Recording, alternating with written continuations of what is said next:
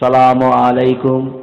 হযরত শাহ সৈয়দ আল্লামা পীর হোসাইন বুখারী গাজী রহমতুল্লাহ আলাইহির বংশধর হযরত পীর মরহুম সৈয়দ মনসুর হুসাইন রহমতুল্লাহ আলাইহির সুযোগ্য সাহেবজাদা জনাব আলহাজ মাওলানা সৈয়দ মোহাম্মদ আমজাদ হুসাইন সাহেব ইসলামী বিষয়সমূহের সূক্ষ্ম বিশ্লেষণকারী একজন তরুণতম সুবক্তা। বিভিন্ন জলসায় তার সুচিন্তিত সুকথিত আওয়াজ শুধু মানুষকে তাৎক্ষণিক মুগ্ধ করে না, বরং তার প্রভাবশালী কণ্ঠস্বর ও সরল সহজ বদ্য ভাষা এবং ভিন্ন মাত্রার আলোচনা সকলকে প্রভাবিত করে তথা ভাবিত করে, মুসলমান সমাজকে প্রকৃত মোমেন হতে উদ্দীপ্ত ও আগ্রহী করে তোলে। এখন আপনারা শুনুন বিগত 2009 সালে অনুষ্ঠিত ফুরফুরা শরীফের 4 শহীদান হুজুরদের বাৎসরিক ইসালে সওয়াবে প্রদত্ত ভাষণের সংকলন নবীজি সাল্লাল্লাহু আলাইহি সাল্লামের শেষ ওয়াজ, দ্বিতীয় তথা শেষ পর্ব। পরিবেশনায় ইয়ার সাউন্ড, ফুরফুরা শরীফ, হুগলি। রাসূলুল্লাহ এখনো জমিনের উপরে আছেন। আবু বকর সিদ্দিক খলিফা নির্বাচন হলেন গণতন্ত্রের ভিত্তিতে, এখনো একতন্ত্র নয়। জনগণ তাকে খলিফা বলে নির্বাচন করেছিলেন। তাই হযরত আবু বকর সিদ্দিক গণতন্ত্রের মাধ্যমে উনি খলিফা নির্বাচন হয়েছিলেন। ওখান থেকে মদিনায় ফিরে এসে রাসূল পাক সাল্লাল্লাহু আলাইহি ওয়াসাল্লামের গোসলের ইন্তজাম করে দিলেন। ভাই, অসুবিধা হচ্ছে না তো আপনাদের? আর এবছরে ওয়াজটা যেহেতু নবী দিবস চলে এসেছে একদম সামনে, এই জন্য প্রসঙ্গটা এই দিকটাতেই আমি আজকে চলে গেছি। বলতে বলতে এই দিকটাই কিছু সময় আর বলে শেষ করে দেব। অন্য প্রসঙ্গে আর বুঝতে পেরেছেন না, কথা বলার আর অবকাশ নেই। একবার দরুদ শরীফ পড়েন। আল্লাহুম্মা खुदा से मोहब्बत नबी से जुदा, खुदा से मोहब्बत नबी से जुदा, ये तो अब्द अनवार का गवारा नहीं, मुस्तफा की गुलामी क्या चीज है, जिसको मिल गया दो जगह मिल गया। अल्लाहुम्मा सल्ली अला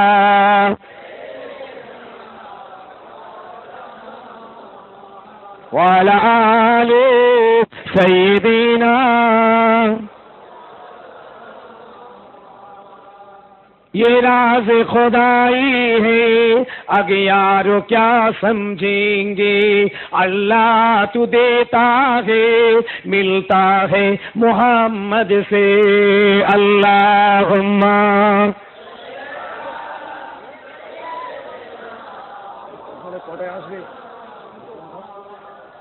মাশাআল্লাহ মাশাআল্লাহ। শহীদানদের দরবারের মানুষ আজকে দিল মন দিমাগ সবটাই যেন আজকে একটা অন্যরকম।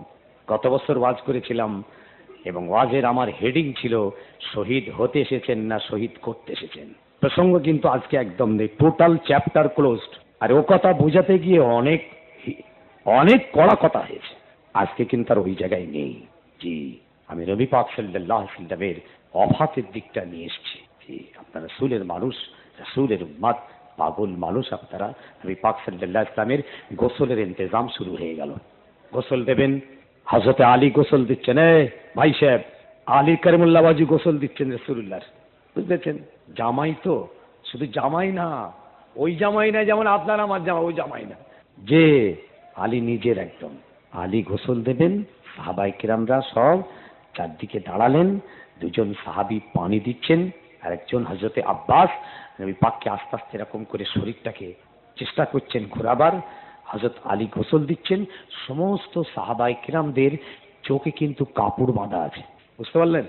সমস্ত সাহাবায়ে কেরামের চোখে কাপড় বাঁধা আছে, একমাত্র আলীর চোখটা খোলা আছে। সব চোখে। কি ব্যাপার? এখন গোসল দেওয়া হচ্ছে, ওপরে একটা কাপড় আড়াল করে ধরা আছে, সব বুঝতে পেরেছেন? সব চোখে কাপড়, এই ভয়ে যে চোখ খোলা রাখা যাবে না। নবী পাক সাল্লাল্লাহু আলাইহি ওয়াসাল্লামের গোসল হচ্ছে। এই গোসলে জিসমে আতহার, এই জিসমে মুকদ্দাস পবিত্র শরীরের কোথায় যদি আমাদের নজর চলে যায়, ধ্বংস হয়ে যাব, এই ভয়ে তারা প্রত্যেকেই নিজেদের চোখটাকে কাপড় দিয়ে বেঁধে ফেলেছে। একমাত্র হযরতে আলী কাররামাল্লাহু ওয়াজহুর চোখটা খোলা ছিল। এখন গোসল দিতে দিতে একটা প্রশ্ন উঠল, আল্লাহর নবীর গায়ে যে জামা মোবারকটা আছে, এই জামাটাকে খুলে গোসল দেওয়া হবে না ওই অবস্থায় গোসল দেওয়া হবে? যেমন আমাদের গোসল কেমন করে হয় ভাই সাহেব, ওটা খুলে ফেলা হয়, গেঞ্জি টেঞ্জি জামা ফতুই যা থাকে সব খুলে ফেলা হয়, স্যুট শার্ট যা থাকে সব খুলে ফেলতে হয়, খুলে অন্য পরিয়ে দিয়ে গোসল দেওয়া হয়, তাই তো নাকি? এখন নবী পাক সাল্লাল্লাহু আলাইহি ওয়াসাল্লামের এই একটা কথা তৈরি হয়ে গেল। এখন এর উত্তর কে দেবে? একদম সহি রিওয়ায়াত বুখারীর সারাতে লিখছে যে সাহাবায়ে কিরামদের যে কজন গোসল দিচ্ছিলেন সবার মধ্যে একটা এরকম তন্দ্রা ভাব এসে গেল। বলুন সুবহানাল্লাহ। জি, কিতাব দেখবেন সমস্ত যারা ওইখানে হাজির ছিলেন গোসল দেওয়ার সময়, গোসলের কাজে লিপ্ত আছেন, প্রত্যেকের চোখে একটা তন্দ্রা এসে গেল 1 সেকেন্ডের জন্য। আর ঠিক ওই মুহূর্তে আসমান থেকে একটা আওয়াজ ওরা শুনতে পেয়েছিল সবাই, যে তোমরা আমার রাসূলের গায়ের মোবারক জামাটা তোমরা খুলবে না, ওই জামা পরা অবস্থায় তোমরা আমার রাসূলের গোসলটা দিয়ে দাও। বলুন সুবহানাল্লাহ। জি, আমার রাসূলের মোবারক জামাটা শরীর থেকে খুলবে না, ওই যে জামাটা পরে আছেন, ওই যে কামিজখানা পরে রয়েছেন, ওই আজকালটা পরে আছেন, ওই পরা অবস্থায় তোমরা গোসলটা দেবে। আমার রাসূলুল্লাহর জিসম মোবারক খুলবে না, খুলে তোমরা গোসলটা দিও না। এই তন্দ্রা কেটে গেল, সমস্ত সমস্যার সমাধান হয়ে গেল।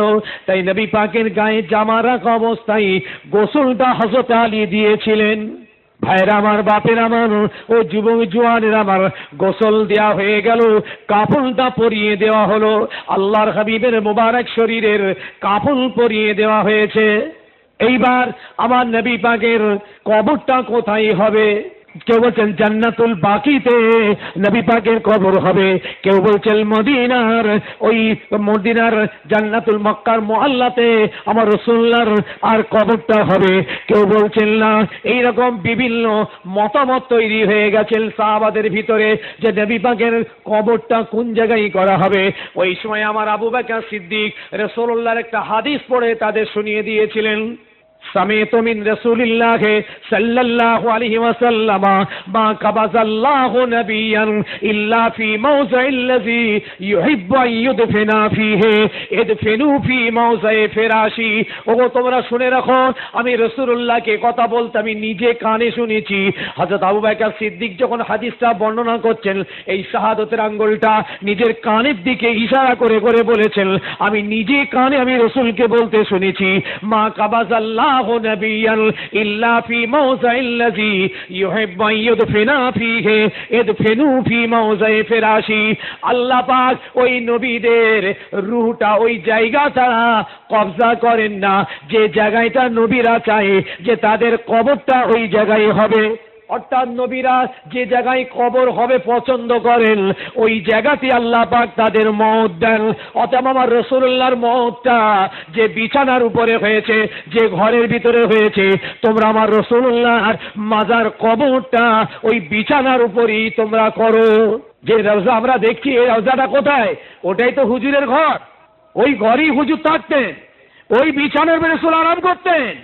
আবু বকর সিদ্দিকের হাদিস আমি নবীকে বলতে শুনেছি, তোমরা বিভ্রান্ত হয় না, তোমরা ওইখানেই কবর করো। আবু বকর সিদ্দিকের কথা মতো সাহাবায়ে কেরামরা সব স্থির হয়ে গেলেন। বাস নবী পাক সাল্লাল্লাহু আলাইহি ওয়াসাল্লাম জি বিছানা, হযরত আয়েশা সিদ্দিকার যে বিছানা, ওই জায়গাটা সরিয়ে দিয়ে ওখানটাই কবর দেওয়া হলো। জি, আর খানিকটা জায়গা ঘিরে দেওয়া হলো। আয়েশা সিদ্দিকা এদিকে থাকতে লাগলেন, নবী পাক সাল্লাল্লাহু আলাইহি ওয়াসাল্লাম ওই দিকটায় আছেন। এখন তো চারদিক ঘিরে গম্বুজ বিরাট মাসার মোবারক, কিন্তু নবী পাক সাল্লামের ইন্তেকালের পরে যখন কবরটা তৈরি হলো, আম্মা জান আয়েশা সিদ্দিকা কিন্তু পাশেই আছেন। নবী পাক সাল্লাল্লাহু আলাইহি ওয়াসাল্লামের মাকবারা তৈরি হলো, কবরটা কিরকম কবর হবে সাহাবাদের ভিতরে একটুখানি মতামত দেখা দিল যে সুন্দুকি হবে না বেহেরি হবে। কি বোঝেন না? আমাদের দেশে আছে না একটা সুন্দুকে এরকম সোজাসুজি কবর খোঁড়া হয়, আর একটা এরকম বেহেরি করা হয়, ভিতর দিকে লাশটাকে ভেতরে দেওয়া হয়। কি ভাই আছে তো বিভিন্ন জায়গায় বিভিন্ন রকম। তার মানে রাসূলুল্লাহর কবরটা কেমন হবে? এখন মুহাজিরিনদের ভিতরে একজন পণ্ডিত ছিলেন কবর খোঁড়ায়, তিনি কিন্তু কবরটাকে এই আপনার সুন্দুকে বেহেরি না সুন্দুকে কবর খোঁড়ায় উনি বড় পণ্ডিত। আর আনসারীর ভিতরে যিনি ছিলেন ইনি ছিলেন লাহাজ, মানে সুন্দুকে ভিতরে বেহেরি করবে। ব্যাস বলা হলো যিনি সর্বপ্রথম এসে পৌঁছাতে পারবেন কাল, তিনি সেই কবরটা খুঁড়বেন। দেখা গেল যিনি মাহের তিনি প্রথম এসেছিলেন, তাই রাসূল পাক সাল্লাল্লাহু আলাইহি ওয়াসাল্লামের মাকবারাটা বেহেরি হয়েছিল। লাশ মোবারকটাকে একটু ভেতর দিকে ঠেলে দেওয়া ছিল, একদম সহি রিওয়ায়াত বলছি আপনাদের। আল্লাহর নবীর কবরে নামলেন, সাহাবায়ে কেরামদের ভিতরে হযরতে আলী, আব্বাস লাশ মোবারকটাকে দিয়ে মাটি চাপা দিয়ে যখন উপরে উঠে আসছেন, তখন হযরতে ফাতেমাতু জোহরা ওইখানটায় আছেন। ফাতেমাতু জোহরা কাঁদছেন, মাটি দিচ্ছেন সব, মিনহা খালাকনাকুম।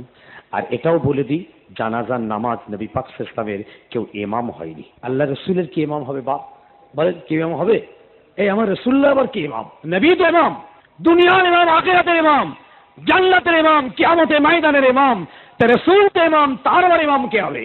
কেউ ইমামতি করেননি, খালি সাহাবারা গেছেন সালাম আর দরুদ পড়ে চলে এসছেন, তারপরে মেয়েরা গেছেন সালাম দরুদ পড়ে চলে এসছেন, তারপরে বাচ্চারা গেছেন সালাম আর দরুদ পড়ে চলে এসছেন। কেউ ইমামতি করেননি, কেউ ইমাম হননি। রাসূল পাকের উপর খালি দরুদ আর সালাম পড়া হয়েছে। জি, করার কোনো দরকার নেই। ভাই সাহেব সোমবার ইন্তেকাল হলেন, অনেকে বলছেন মঙ্গলবার দিন দাফন হয়েছিল, কেউ বলছেন না বুধবার। বেশি মত কিন্তু বুধবার দিন। সোমবার সবে সাদেক ইন্তেকাল, মঙ্গলবার দিনটা ছিল বহু মানুষের সমাবেশ, খালি জানাজার নামাজ চলছে, দোয়া চলছে, আর বুধবার দিনে হুজুরের দাফনটা হয়েছিল। আবার অনেকে বলছেন না সোমবার দিন, মঙ্গলবারই তার দাফন হয়ে গেছে। আল্লাহ নবীর মাজার মোবারক থেকে উঠে মাটিটা যখন চাপা দিচ্ছে, হযরতে ফাতেমা পাশে দাঁড়িয়ে আছেন, তিনি এক মুঠো মাটি নিয়ে নিজের মুখটা একটুখানি বুলিয়েছিলেন বাপের কবরের মাটিটাতে, আর বলেছিলেন ইয়া আনাস আতাবাত আনফুসাকুম আনতা হুসু আলা রাসূলিল্লাহ সাল্লাল্লাহু আলাইহি ওয়াসাল্লাম তুরাবা।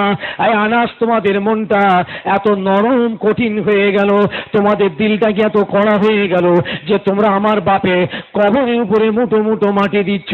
তোমাদের মনটা কি একটু ভাবলো না, একটু চিন্তা করলো না? এই বলে হযরতে ফাতেমা কবরটার ধারে দাঁড়িয়ে কাঁদছিলেন, আর বাপের কবরের এক মুঠো মাটি সম্মান করে ইজ্জত করে তাবাররুকান নিজের পেশানের উপরে বুলিয়েছিলেন। আর আনাসকে লক্ষ্য করে এই কথা বলেছিলেন আতাবাত আনফুসাকুম আনতা হুসু আলা রাসূলিল্লাহ সাল্লাল্লাহু আলাইহি ওয়াসাল্লাম তুরাবা। এই যে মাটিটা তোমরা বুকে দিচ্ছ, তোমাদের মনটা কি একটু কাঁদে না? নেই তো। বাপের মাকবারা, বাপের মাটি, বাপের কবর দেখে ফাতেমার মনটা একটু নরম, তাই উনি আনাসকে লক্ষ্য করে কথাটা বলে ফেলেছিলেন। এটাও হাদিস পাকে এসেছে। তাই আপনাদের বলে যাই ভাইরা, বাপেরা, মায়েরা মানুষ, তাই রাসূল পাক সাল্লাল্লাহু আলাইহি ওয়াসাল্লাম আমাদের কাছে আমানত দিয়ে গেলেন যে তারাকতু ফীকুম আমরাইনি কিতাবুল্লাহ ওয়া সুন্নাতে রাসূলিহি ফামান তামাসসাকতুম বিহিমা লান তাদাল্লু বাদি। এখনো সময় আছে। নবী পাক সাল্লাল্লাহু আলাইহি ওয়াসাল্লামের সুন্নাতকে মজবুত করে ধরুন, আদর্শকে মজবুত করে ধরুন, যা রেখে গেছেন মজবুত করে ধরুন। মা আতাকুমুর রাসূল ফাখুযুহু ওয়া মা নাহাকুম আনহু ফান্তাহু। রাসূল যা এনেছেন আদেশ আকারে পাকড়াও করুন, আর যা নিষেধ করেছে এগুলোকে বর্জন করুন। চরিত্র তৈরি করার জন্য সচেষ্ট হই, আখলাকওয়ালা মানুষ হওয়ার জন্য তৈরি হই, যে ন্যায় নীতির মুসলমান হওয়ার জন্য তৈরি হই। রাসূল পাক সাল্লাল্লাহু আলাইহি ওয়াসাল্লাম জি সাহাবায়ে কেরাম তামাম উম্মতির জন্য যা নিয়ামত কমপ্লিট ইসলাম রেখে চলে গেছেন, এই কমপ্লিট ইসলাম আজ আমাদের কাছে। আমরা সেই দিন কোরআনকে পেয়েছি, আজ আমরা সেইগুলোকে যদি ঠিকভাবে জড়িয়ে ধরে তার উপরে যদি ভাবনা চিন্তা করে চলতে পারি, তাহলে ইনশাআল্লাহ দুনিয়াও আমাদের নসিব হবে, আখিরাতও আমাদের নসিব হবে। বলেন সকলে আল্লাহুম্মা আমিন, বলেন সকলে আল্লাহুম্মা আমিন। আর তা না হলে ওয়াজ যা শোনা শুনলেন চার শহীদানের দরবারে, আর সকাল থেকে যা করবো সে তো বুঝতেই পারছি। হুজুরের দরবারে এলাম, মাশাআল্লাহ সবকিছুই হলো, দোয়াও হলো, ওয়াজও হলো, শোনা হলো, চাঁদাও দিলুম, তাবারুকও পেলুম, সবই ঠিকঠাক আছে। সকাল থেকে যা করবো ভেবে চিন্তে নেন। তাই নবী পাক সাল্লাল্লাহু আলাইহি ওয়াসাল্লাম মক্কার জমিনে দাঁড়িয়ে সর্বপ্রথম বলেছিলেন, ওগো মক্কার মানুষ তোমরা আমাকে সমর্থন করো। বলেছিলেন না? এই কথা বলেন, বলেছিলেন না? এ মক্কার মানুষ আমাকে সমর্থন করো, আমার মতবাদকে সমর্থন করো, আমার চিন্তা ভাবনাকে তোমরা সমর্থন করে আমার আল্লাহ, আল্লাহ রসুল, আমি এই আল্লাহকে সমর্থন করো, আল্লাহকে মানো, আমি রসুল, আমাকে ভোট দাও। 63 বছরের নবী জি মক্কার জমিনে ভোট চেয়েছিলেন, তোমরা আমাকে সমর্থন করে ভোট দাও, আমি এর বিনিময়ে তোমাদের চরিত্র তৈরি করে দেব, আখলাকওয়ালা তৈরি করে দেব, আল্লাহওয়ালা তৈরি করে দেব, আল্লাহর সঙ্গে সম্পর্ক তৈরি করে দেব। শুধু তাই নয়, এর বিনিময়ে আমি তোমাদেরকে আল্লাহর হাত থেকে ছাড় করিয়ে রহমতের জান্নাতের জান্নাতি বানিয়ে দেব। জোরে বলুন। বাপ মারা মা মারা মানুষটা মক্কার জমিনে দাঁড়িয়ে প্রথম যখন ভোট চাইলেন, মক্কার মানুষ আমার নবীকে ভোট দেয়নি, দেবে না, সমর্থন করলো না। বিনিময়ে আমার নবীর বিরুদ্ধে লাগলো। ওরা এই নতুন ধর্ম এনেছে, নতুন দল তৈরি করছে, নতুন, বুঝেছিস, আর কোরআনের খবর এনেছে, নতুন গ্রুপিং তৈরি করছে, নতুন ধর্ম এনে আমাদেরকে শেষ করে দেবে। এই দল তৈরি করছে এই মোহাম্মদকে শেষ কর। তাই তারা আমার নবীকে সমর্থন করবে না। সর্বপ্রথম যিনি করেছিলেন আপনাদের বলেছি, আবার বলছি, তিনি হলেন আবু বকর সিদ্দিক। আমার নবীকে সমর্থন করে হাতটা বাড়িয়েছিলেন। তাহলে একজন নাম্বার 1 আমার রাসূলুল্লাহর সমর্থন পাওয়া গেল মক্কার বুকে, যিনি আমার নবীকে ভোট দিলেন, আল্লাহকে সমর্থন করলেন, কোরআনকে সমর্থন করলেন, ইসলামকে সমর্থন করে এত মার খেলেন। এ মুসলমান, আর আপনারা আমায় ভোট দিবি, নয় তো দবা রবা করে একবারই। আপনাকে ভোট দিলে আপনি আমাকে তো পাগল তৈরি করবেন, মস্তান তৈরি করবেন, মাতাল তৈরি করবেন, আমাকে তো চরিত্রহীন তৈরি করবেন, আমাকে তো লম্পট তৈরি করবেন, আমাকে তো দাগাবাজ তৈরি করবেন, আমাকে তো খুনি তৈরি করবেন। আরে ভাই, কি চাইছেন আপনি? নবী পাক সাল্লাল্লাহু আলাইহি সাল্লাম বিরাট পলিটিক্সম্যান ছিলেন, রাজনীতিবিদ ছিলেন, কোন অংশে কম নেই। তিনি যে তা না হতেন, এই আরবের তাম মানুষের ভিতর থেকে তিনি আস্তে আস্তে নিজের দল মতকে বিস্তারিত করে বিপুল সংখ্যায় ভোটে জয়ী হয়ে মক্কার জমিনে 8 হিজরিতে দাঁড়িয়ে প্রাগ উঁচু করে তুলে বলেছিল, আরে মক্কার মানুষ শুনে রাখ, আজকে আল্লাহ এই মক্কার জয়ের ফ্ল্যাগ আমি রাসূলুল্লাহর হাতে দিয়েছে এবং তাম পৃথিবীর আসমান জমিনের খাজানার চাবিটা আল্লাহ আমার হাতে দিয়ে দিয়েছেন। একবার জোরে বলুন। দেখেছেন, নবী পাক সাল্লাল্লাহু আলাইহি সাল্লাম সমর্থন পেয়েছিলেন 1টা 2টো 4টে 6টা 8টা 10টা 20টা করে আস্তে আস্তে আস্তে আস্তে। ভাই, আমার নবীর দলে লোক বেড়েছিল না কমেছিল গো? বেড়েছিল না কমেছিল? যে আস্তে আস্তে লোক বেড়েছে, তখনই তো ওদের মাথা খারাপ হলো, মক্কার কাফেরদের সর্বনাশ করেছে। কি করছে দেখ, এই মুহাম্মাদের দলে লোক হচ্ছে, আরে মুহাম্মাদের দলে লোক চলে যাচ্ছে, ওর মতবাদকে মেনে নিচ্ছে, ওর রীতিনীতিকে মানছে। মুহাম্মদকে মেরে ফেলতে হবে, না মারলে খবর নেই।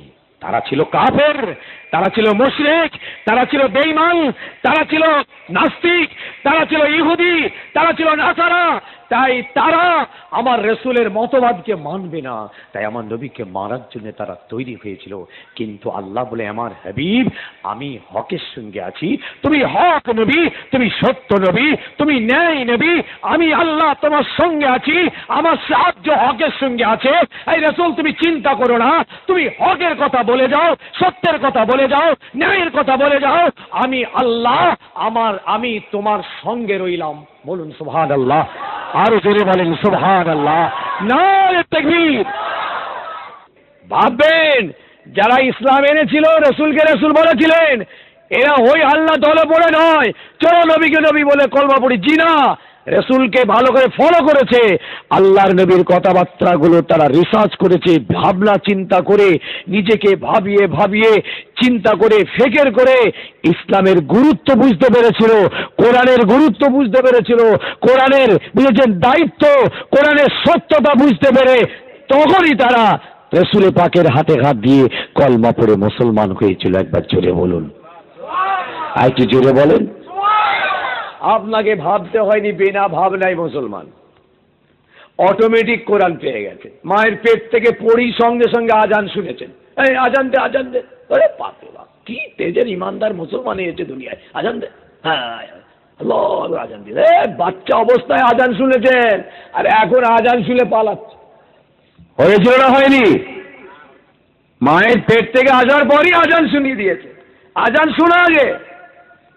কিন্তু বেলাল আজান শুনিনি, আবু বকর আজান শুনি না, হযরতে খাব্বাব আজান শুনি নাই, হযরতে যায়েদ আজান শুনি নাই, হযরতে খুবাইব আজান শুনি নাই, হযরতে উমর আজান শুনি নাই। আপনি আজান শুনেছিলেন, তাই আপনি খুব সহজে মুসলমান। আল্লাহ নবী কে দেখিয়ে দেখিয়ে আবু জেহেল খালিদ বিন ওয়ালিদকে বলছো, রে খালিদ, ওই মোহাম্মদের সঙ্গে সামনাসামনি মোকাবেলা করে পারা যাবে না। তাহলে কি করা যাবে? এখন উপায় লড়াইয়ের ময়দানে পেয়েছি, তুমি যা বলেছো ঠিক কথাই, ওরা কিন্তু জান দিয়ে লড়বে, জানটাকে শহীদ করে দেবে। কিন্তু কি উপায়? আবু জেহেল বলল, উপায় একটা বার করেছি আমি, এক্ষুনি মোহাম্মদ নামাজ পড়বে। দেখ, ও জামাত ছাড়বে না, নামাজ ছাড়বে না, যুদ্ধের ময়দান হলে কি হবে, মোহাম্মদ ঠিক নামাজ পড়বে। ব্যাস, ও যখন ইমামতির জায়গায় যাবে, সাহাবাদের ওর ভক্তদের যখন কাতারে দাঁড় করিয়ে মুক্তাদি বানিয়ে ওই যখন সেজদায় চলে যাবে সকলকে নিয়ে, আর ঠিক সেই সময় আমরা অপারেশনটা চালাবো। কে বলছে গো? বুঝতে পারছে না? কি বুঝতে পারেনি? খালি বকেই যাচ্ছি আর খালি পানি চিবোচ্ছে, খৈনিই দিচ্ছে, খৈনিই বুনছে, খৈনিই বুনছে, পানি খেচ্ছে, কি আওয়াজ বুঝতেছে। বেশি আওয়াজ শুনতে হবে না, অল্প শোনেন, খাঁটি শুনুন। বেশি খেতে হবে না, অল্প খান, খাঁটি খান। আমি আমজাদ ভাই এরকম, এই নামাজ বেশি পড়তে হবে না, বেশি ইবাদত করতে হবে না, এই ভাবছেন কিচ্ছু ইবাদত করতে হবে না, ফরজ আর ওয়াজিব আর সুন্নতে মুআক্কাদা তিনটে আদায় করেন হবে। আর বড় লোকদের জন্য তিনটে বাড়তি আছে, হজ জাকাত করবেন, ওটা বড় লোক ভাববে। গরিব মানুষ নামাজ আর রোজায় দুটো জিনিস, সব্রাত ফব্রাত থাকে, এখন অত খাটতে হবে না। চরিত্রটা ঠিক করুন, আখলাকটা ঠিক করুন, আদর্শের মানুষ তৈরি করুন, গালাগালি বন্ধ করুন, গিবত গিল্লা বন্ধ করুন, বাপ মাকে মারা বন্ধ করুন, এতিমের মাল মারা বন্ধ করুন, হক মারা বন্ধ করুন, যে আমানতের খিয়ানত করবেন না, ওয়াদা করে ওয়াদা পূরণ করুন, এইসব কাজগুলো করেন। বেশি নামাজ পড়তে হবে না, উজু করতে হবে না, পেয়েছো নামাজ পড়তে হবে না, ও চোখ বাড়াতে নামাজ। হ্যাঁ, একবারে মসজিদে যে, মাজারে যে, আর কানতে কেন যে আল্লাহ বাপের সঙ্গে মামলাটা চলছে যেন জিতে যায়। মসজিদে ঢুকে নামাজ পড়ে আর ওলির মাজারে যে বলছে, হুজুর খাস করে মামলা ডিগ্রি যেন হয় বাপের সঙ্গে, খোদার মার হবে তোর উপরে, বাপের সঙ্গে মামলা করছে, সব বারাতে রাতে দোয়া চাইছে। জানেন আবু জেহেল বলল, খালিদ বিন ওয়ালিদ, মোহাম্মদ যখনই সেজদায় চলে যাবে সঙ্গে সঙ্গে অপারেশন চালিয়ে দেওয়া হবে। এটা জোহরের ওয়াক্তে নয়, এরপরে আসর আসছে, আসরের ওয়াক্তে মোহাম্মদ যখনই সেজদায় যাবে ওর উপরে হামলা হবে, কেননা আসরের নামাজটা ওদের জন্য বড় গুরুত্বপূর্ণ। আল্লাহর নবী জানেন না রাসূল পাক সাল্লাল্লাহু আলাইহি ওয়াসাল্লাম নিজের পাগলকটাকে নিয়ে, নিজের মস্তানগুলোকে নিয়ে, আল্লাহর নবী তার পাগলগুলোকে নিয়ে, দেওয়ানা মস্তানগুলোকে নিয়ে আল্লাহর নামাজে দাঁড়িয়ে গিয়েছেন। ইমামতির জায়গায় দাঁড়িয়ে নামাজ শুরু করবেন, আসমান থেকে জিবরিল আমিন ছুটে আসছেন, ইয়া রাসূলুল্লাহ, ইয়া হাবিবাল্লাহ, হুজুর নামাজটা শুরু করবেন না। ইয়া রাসূলুল্লাহ, ইয়া হাবিবাল্লাহ, হুজুর নামাজটা শুরু করবেন না, আগের নিয়মে নামাজ হবে না, হুজুর নামাজের পদ্ধতিটা পাল্টে যাবে। কে ছুটে এলো? জিবরিল আমিন আসমান থেকে আসছে ছুটে। হুজুর যদি নামাজে দাঁড়িয়ে যান, সেজদায় চলে যাবেন, ওরা হামলা করে দেবে। আল্লাহ আমার হাবিবের মরণটা এইভাবে চান না। ও জিবরিল, তুমি তাড়াতাড়ি যাও, আমার হাবিবকে নামাজের পদ্ধতি পাল্টাতে বলো। আল্লাহ নবী বলেন, ও ভাই জিবরিল, কিভাবে নামাজটা পাল্টাতে হবে?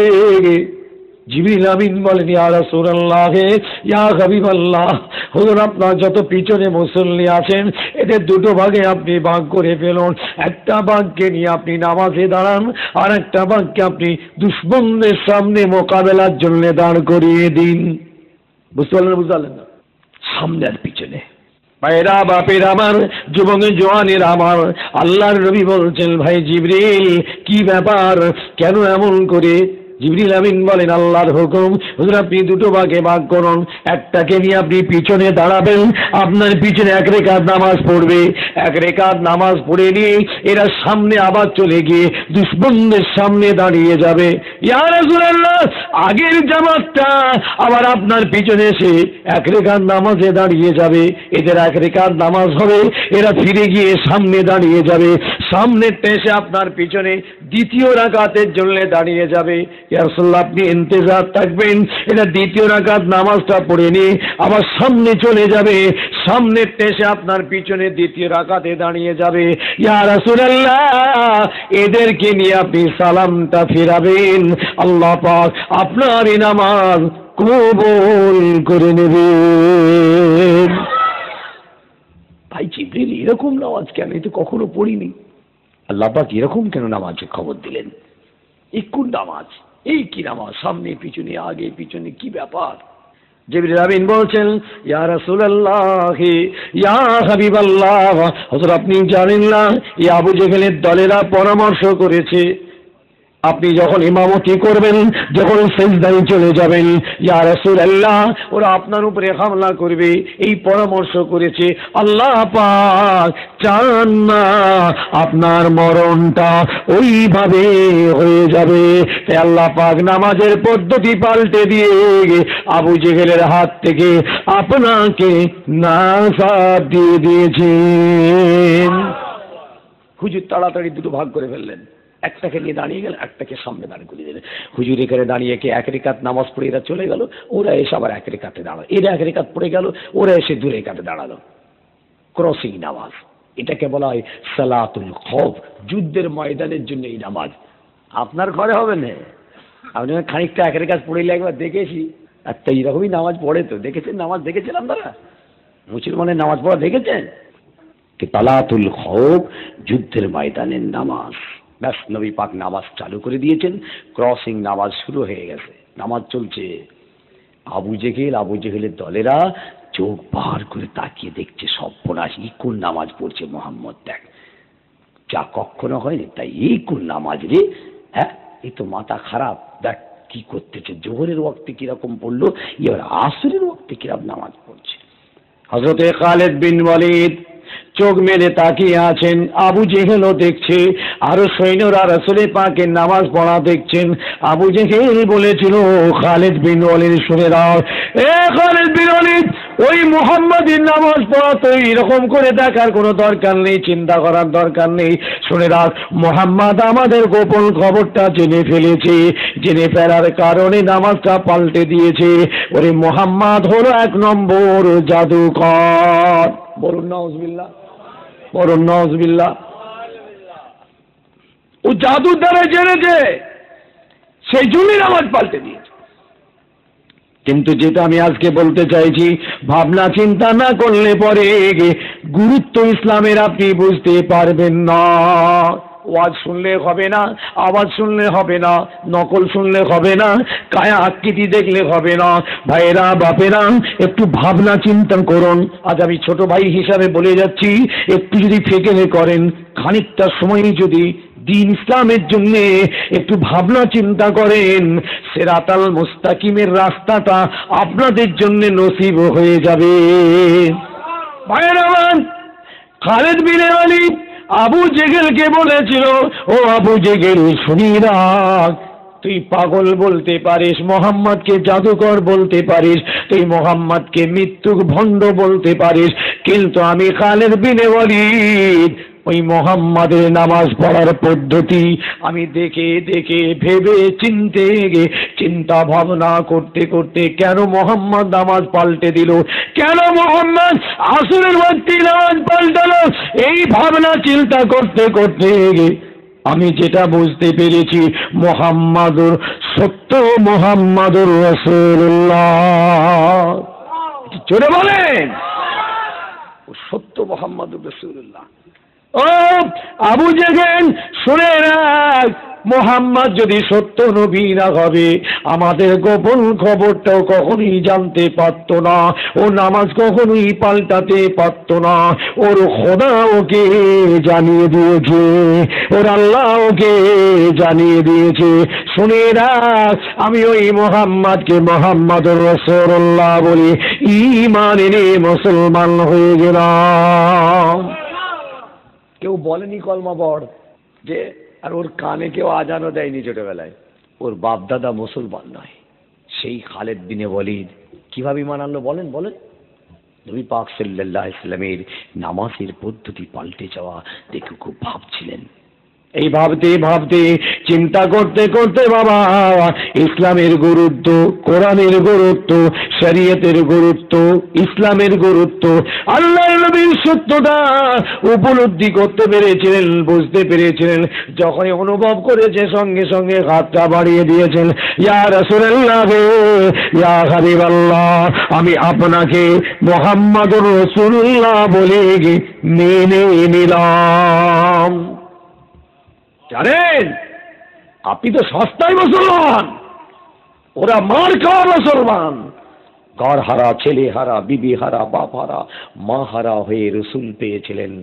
আপনাকে কিছু হারাতে হয়নি, অটোমেটিক রসুল পেয়েছেন ঘরে শুয়ে শুয়ে।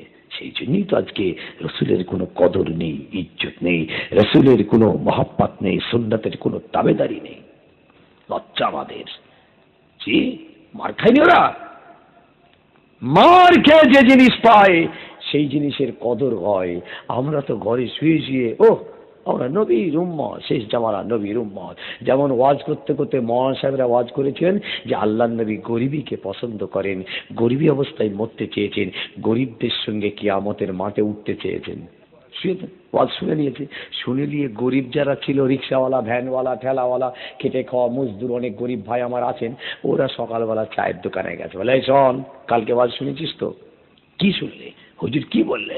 হুজুর বললে আল্লাহর নবী গরিবীকে পছন্দ করে, গরিবী অবস্থায় তিনি বাঁচতে চেয়েছেন, গরিবী অবস্থায় মরতে চেয়েছেন, আর গরিবদেরকে নিয়ে উনি কিয়ামতের মাঠে উঠবেন। আমাদের মোড়া লাইকে, আমাদের বড় লোকের ঠেলা বুঝুক কে যাক, আমাদের কোনো চিন্তা নেই। জোন খাটি খাই, জোন খাটি খাই, ভ্যান চালাই খাই, এই করি খাই, আমরা করি, বুঝলি? এই পান দে, বিড়ি দে, দুক্তা দে, চা দে, কেউ পারোয়া নেই। আমাদের চিন্তা কি? আল্লাহ নবী আল্লাহুম্মা আহিনি মিসকিনাও ও আমিতনি মিসকিনাও ও হাশুরনি ফি জুমরাতিল মাসাকিন ইয়াউমা ইয়াকুমুল হিসাব। আল্লাহ নবী গরিবীকে পছন্দ করেন, তাই আল্লাহকে বলেছেন, আল্লাহ রে, আমাকে গরিবী অবস্থায় বাঁচিয়ে রেখো। আল্লাহুম্মা আহিনি মিসকিনাও ও আমিতনি মিসকিনাও, আল্লাহ আমাকে মিসকিন অবস্থায় মরণটা দিও। আয় আল্লাহ, আমাকে যখন কিয়ামতের ময়দানে তুলবে, ওই গরিব ফকির মিসকিনদের দলভুক্ত করে আমাকে ময়দানে তুলো। খুব ভালো করে শুনেছে গরিবগুলো, বললে পেয়ে গেছি মাল, চিন্তা নেই। আবার কি সকালবেলা চায়ের দোকানে যে কি পড়ছি, শুনেছিস? কোনো পারোয়া নেই, আমাদের সঙ্গে হুজুর উঠবে, আর হুজুর আমাদের এখানে উঠবে, আমাদের মোড়া লাইক। টিভি রিয়াল যে নামাজের ধার ধারে না, রোজা রাখে না, ওয়াজ শুনলে হবে? হ্যাঁ, ওই গরিবের সঙ্গে রসুল উঠবে? এই কথা বলেন না কেন? ওই গরিবের সঙ্গে রসুল উঠবে? মর একবার, কার সঙ্গে উঠিস বুঝতে পারবেন। মান তাসাব্বাহা বিকওমিন ফাহুয়া মিনহুম। আল্লাহ রসুল বলছেন, যারা যে কওমের অনুসরণ করে, যে কওমের অনুকরণ করে, তাদের সঙ্গেই তাদের হাসরটা হয়ে যাবে। হুঁশিয়ার, তাদের সঙ্গে হাসর হবে যারা যাদের অনুকরণ করে চলে। এই যে হাতে বড় বড় সব নখ রেখেছেন না, এসব হচ্ছে নাসারাদের কাজ। বাড়ির বউ, ছেলে মেয়ে, যুবক জওয়ান, বাড়ির মেয়েরা সব বড় বড় নখ রেখে, আবার একটা নয় পাঁচখানা বলে, এসব নাসারাদের কাজ। কিয়ামতের ময়দানে ওই নাসারাদের সঙ্গে উঠবে। কথা বুঝেছেন? আর বলে কিনা হুজুর যা বলে গেছে, আর চিন্তা নেই, মোড়া লাইকে, আমরা গরিব। ভাবনা চিন্তা করুন, বেশি বাড়াবো না, একদম খুব সংক্ষেপ করে, খুব ঠান্ডা মাথায় বলছি। ভাবনা চিন্তা, ওয়াজ শুনবেন না, বহুত শুনেছেন, বড় বড় গল্প কাহিনী কেসা শুনে কিছু লাভ নেই, ভিতরে অল্প শুনুন, কাজ হোক।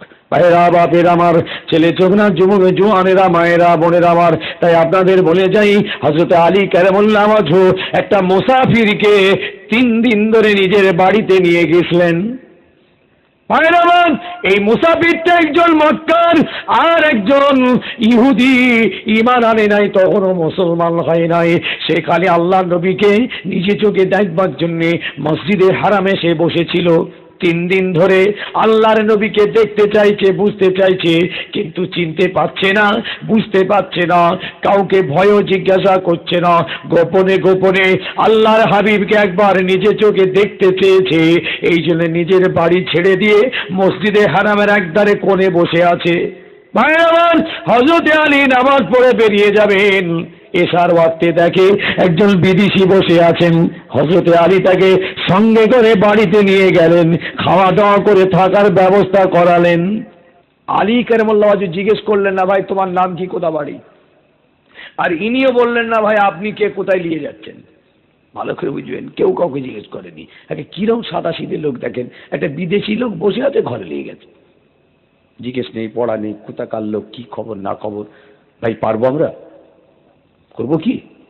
প্রথম দিন গেল, দ্বিতীয় দিনে নামাজ পড়ে হযরত আলী মসজিদ থেকে বেরোচ্ছেন, দেখে আবার সেই লোকটা বসে আছে। হযরত আলীর মনে হলো, আলী চিন্তা করলেন এই মানুষটা যে কাজে এসেছিল সেই কাজটা তার পূরণ হয় নাই, এই জন্য হয়তো এখানে বসে আছে। এই মনে করে হযরত আলী দ্বিতীয় দিনে আবার নিজের বাড়িতে নিয়ে গিয়ে খাওয়া দাওয়া করে থাকার ব্যবস্থা করে দিলেন। তৃতীয় দিনে আলী মসজিদে হারাম থেকে নামাজ পড়ে বেরিয়ে যাবেন, আবার সেখানে তিনি বসে আছেন। 2 দিন মায়া হয়েছে, 3 দিনে হবে? আর আবার আলীর মনে মায়া হলো, লোকটা নিশ্চয়ই কাজ মেটে নাই, মসজিদে হারামে যে কারণে এসেছে এটা তার পূরণ হয় নাই, সেই জন্য এখন এখানে বসে আছে। হযরত আলী তৃতীয় দিনেও আবার তাকে সঙ্গে করে বাড়িতে নিয়ে গেলেন, একবার জিজ্ঞাসাও করেননি, আর ইনিও একবার জিজ্ঞাসা করেন নাই। কি রসুল মানুষ তৈরি করেছে গো! আপনার দরওয়াজায় যদি কেউ এসে বলে, হ্যাঁ, যদি এসে বলে, বাবা এখনো কেড়ে দেয়, বাবা সারাদিন খাওয়া হয়নি গো, বা মসজিদে কেউ বসে আছে, আপনি শুধু শুধু জিজ্ঞেস না করে তাকে ধরলি যে বাড়িতে যাবে? আপনিও যাবেন না, আর আপনি চাইলেও ও লোকও যাবে না। আলী কিন্তু 3 দিন নিয়ে গেছে। তৃতীয় দিনে আলী এবার জিজ্ঞেস করছেন, আপনার নাম কি, কোথা বাড়ি আপনার, কেন আপনি এসেছেন, 3 দিন মসজিদে হারামে বসে কেন? বুঝতে পারছেন এবার? কি বুঝতে পারছেন তো? 3 দিন পর জিজ্ঞেস করছে। ওই সময় মুসাফির বলেছিল, আপনার নাম আগে বলুন। যার বাড়িতে 3 দিন ধরে খেলেন, আরামের সঙ্গে থাকলেন, মেহমানদারি পেলেন, তাকে জিজ্ঞেস করছে, আপনি আগে আপনার নামটা বলুন। আলী বলছেন, আমার নাম আলী, আমার এটা বাড়ি, আমার নাম আলী, আমার নবীর নাম মুহাম্মদুর রাসূলুল্লাহ সাল্লাল্লাহু আলাইহি ওয়াসাল্লাম। ও মুসাফির, আমার নবীর আমি একজন নগণ্য গোলাম, আমি একজন আমার নবীর নগণ্য খাদেম, আমার নাম হলো আলী। মুসাফির বলছে, ভাই আলী রে, আপনাকে আমি একটা মনের কথা বলতে চাই, আপনি কাউকে না বলার ওয়াদা আগে করুন, আপনি কাউকে বলবেন না, আগে আপনি কথা দিন, আমার মনের কথাটা আপনাকে বলবো। আলী বলছেন, ভাই বলুন আপনি, আমি ওয়াদা করছি আপনার গোপন কথাটা আমার কাছে আমানত রয়ে যাবে। আমানত এরকম আছে মুসলমান? আলী বলছেন, আমি তোমার কথাটা গোপন রাখবো। কি বলো? এইবার মুসাফির বলছে, 3 দিন ধরে খেয়েছে তার বাড়িতে। শেষ করবো, তাদের শোনেন কথাটা। মুসাফির বলছেন, ভাই আলী, আমার নাম আবু যার গাফফারি, আমার বাড়ি হলো গাফফার গোত্রে। আমি কয়েকদিন ধরে মক্কায় মোহাম্মদ বলে একজন নবী বার হয়েছেন, তার কথাটা আমি শুনছি। তিনি নাকি হকের কথা বলেন, সত্যের কথা বলেন, ন্যায়ের কথা বলেন, আমানতের কথা বলেন, নামাজের কথা বলেন। তিনি নাকি নবী, তিনি চুরি করতে মানা করেন, ডাকাতি করতে মানা করেন, ব্যভিচারী মানা করেন, মদ খেতে মানা করেন। ও ভাই আলী রে, আমার মনে হতে লাগলো আমি একবার ওই মোহাম্মদকে নিজে চোখে দেখতে চাই। এই আশা করে আমি গাফফার গোত্র থেকে বেরিয়ে এসে মোহাম্মদকে দেখার আশায় মসজিদে হারামের ওই একধারে বসেছিলাম। ভাই আলী, কিন্তু মোহাম্মদকে আমি চিনতে পারছি না, কোনটা মোহাম্মদ কাউকে জিজ্ঞাসাও করতে পারছি না, যদি কেউ আমাকে ধরে মারে। ভাই আলী, আমি ওই মোহাম্মদকে একবার নিজে চোখে দেখতে চাই। আবু যার গাফফারির কথা বলছি, রাসূল পাকের একজন জলিলকাত সাহাবা, টপ র্যাঙ্কের একজন সাহাবী। তারা জীবনী বললে বুঝতে পারছেন 2-4 দিন চলে যাবে, শেষ হবে না।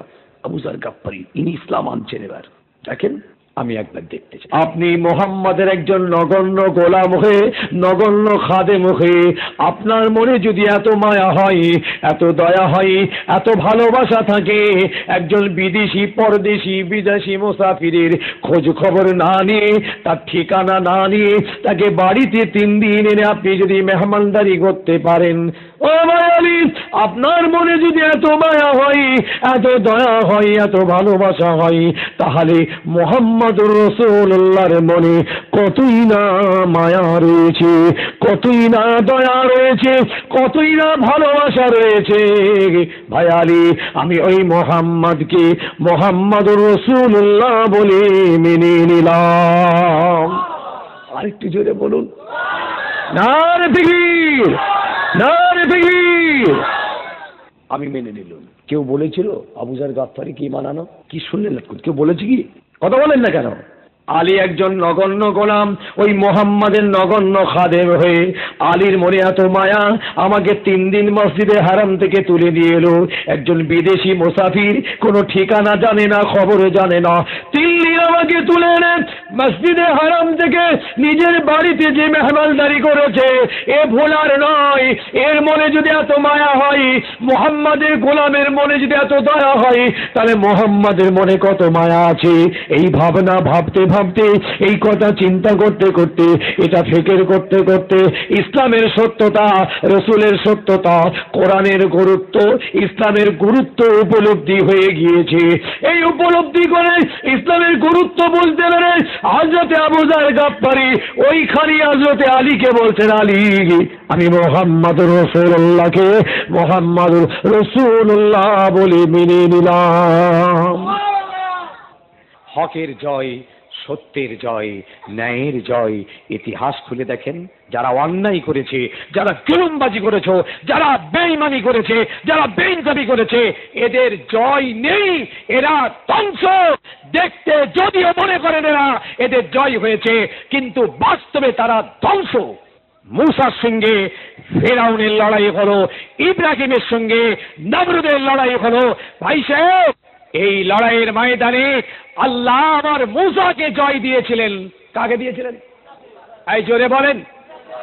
মূসা কাঁদছে, আল্লাহ, ফেরাউন আমাকে মেরে ফেলবে, আল্লাহ আমাকে নীল নদে ডুবিয়ে দেবে। আল্লাহ আল্লাহ বলে, মূসা কাঁদবি নি? হ্যাঁ, মূসা চিন্তা করবি না, তুই হক নবী, তুই সত্য নবী, তুই ন্যায় নবী, আমি আল্লাহ তোর সঙ্গে আছি, আমার সাহায্য হকের সঙ্গে আছে। এই মূসা, তুই এটাও শুনেলে, তোর সঙ্গে ফেরাউনের লড়াই নয়, ফেরাউনের সঙ্গে লড়াইটা আমার হবে, আমি ফেরাউনের সঙ্গে লড়াই করব। এই মূসা, তুই ভাববি না, আমি আল্লাহ তোর সঙ্গে আছি। তাই জয় হয়েছিল মূসার, হকের জয় হয়েছিল, সত্যের জয় হয়েছিল, ন্যায়ের জয় হয়েছিল, হকের জয় হয়েছিল। আজও সেই খোদা আছে, এই খোদা সেই হকের সঙ্গে আছে, ন্যায়ের সঙ্গে আছে, সত্যের সঙ্গে আছে, ইনসাফের সঙ্গে আছে। যে মুসলমান এই পথে আছে, আল্লাহর সাহায্য মদদ তাদের সঙ্গে আছে। একবার জোরে বলুন, জি, আল্লাহ আছে না নেই? এই জোরে বলেন, হকের সঙ্গে আছে। এই মুসলমান, আপনার সঙ্গে আপনি তো নাহাক কাজ করেছেন, অন্যায়কে ন্যায় করেছেন, ন্যায়কে অন্যায় করেছেন, সত্যকে মিথ্যা বানিয়েছেন, মিথ্যাকে সত্য বানিয়েছেন। কথা বলেন, ঠিক বলছি না ভুল বলছি? আরে হক কথা বলেন।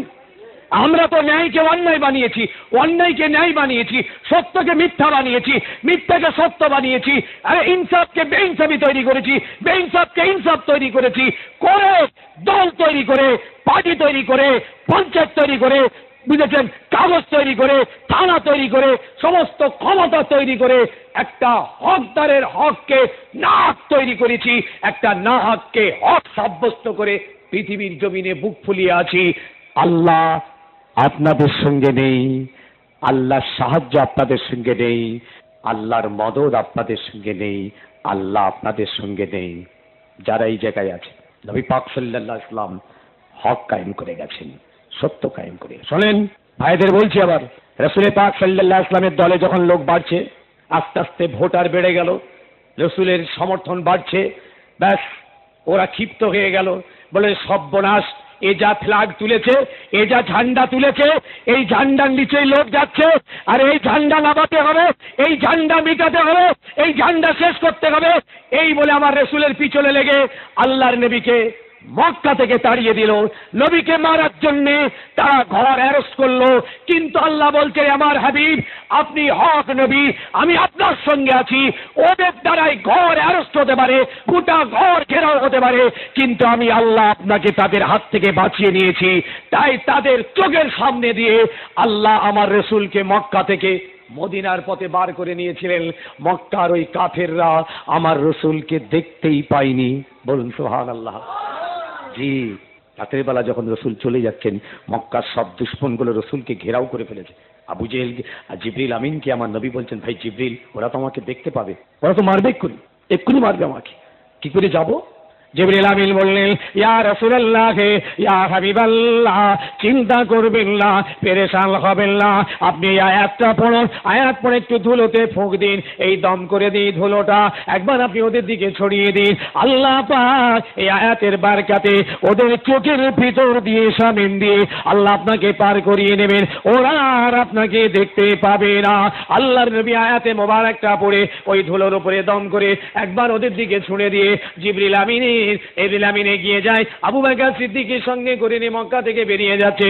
ওই দুশমনগুলো চতুর্দিকে রয়েছে, কিন্তু আমার হাবিবকে ওরা দেখতে পেল না।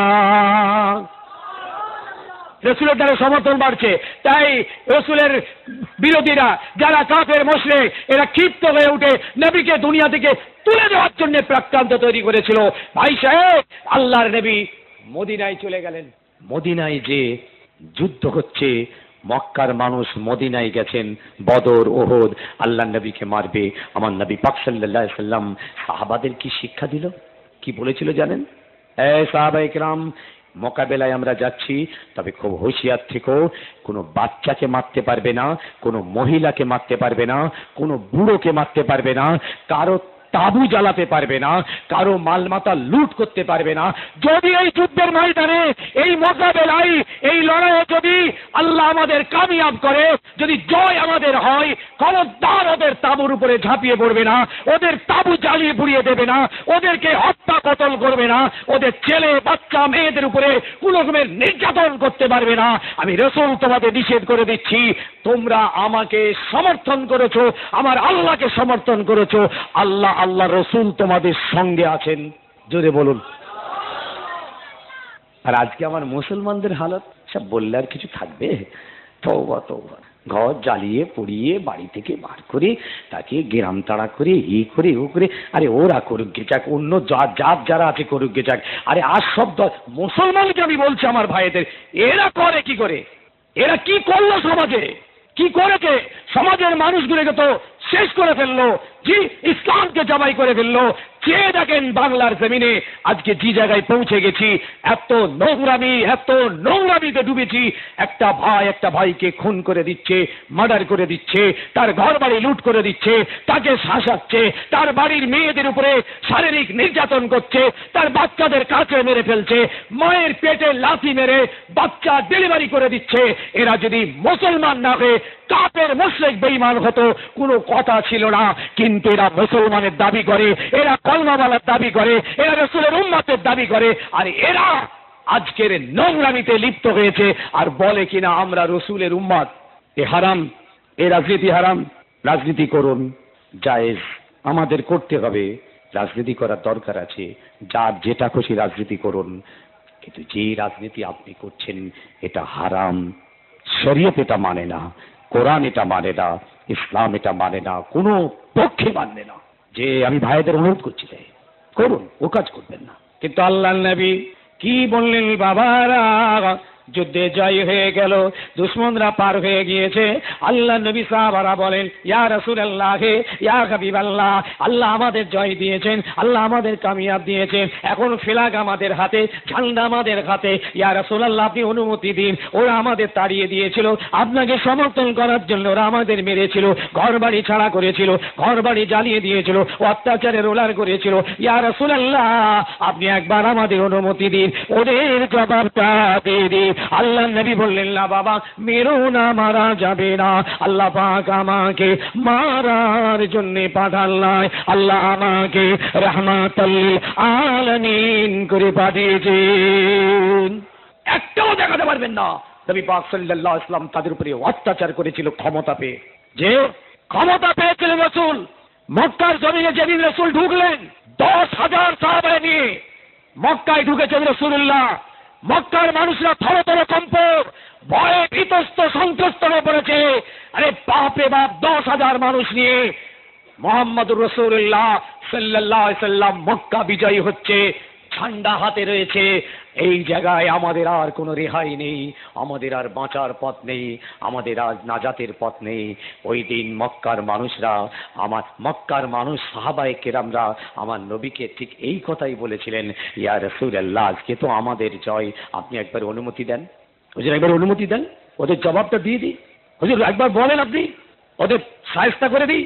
ওরা এই মক্কা থেকে আমাদের তাড়িয়ে দিয়েছিল, আমাদের ঢিলা মেরেছিল, পাথর মেরেছিল, আমাদের হাতে জিঞ্জির পরিয়েছিল, আমাদের গায়ে বুকে পাথর চাপিয়ে হাতে পায়ে দড়ি বেঁধে আরবের জমিনে ফেলে রেখেছিল, আমাদেরকে জেল কাটিয়েছে, আমাদের শরীরে চাটাই জড়িয়ে দোয়া দিয়েছিল।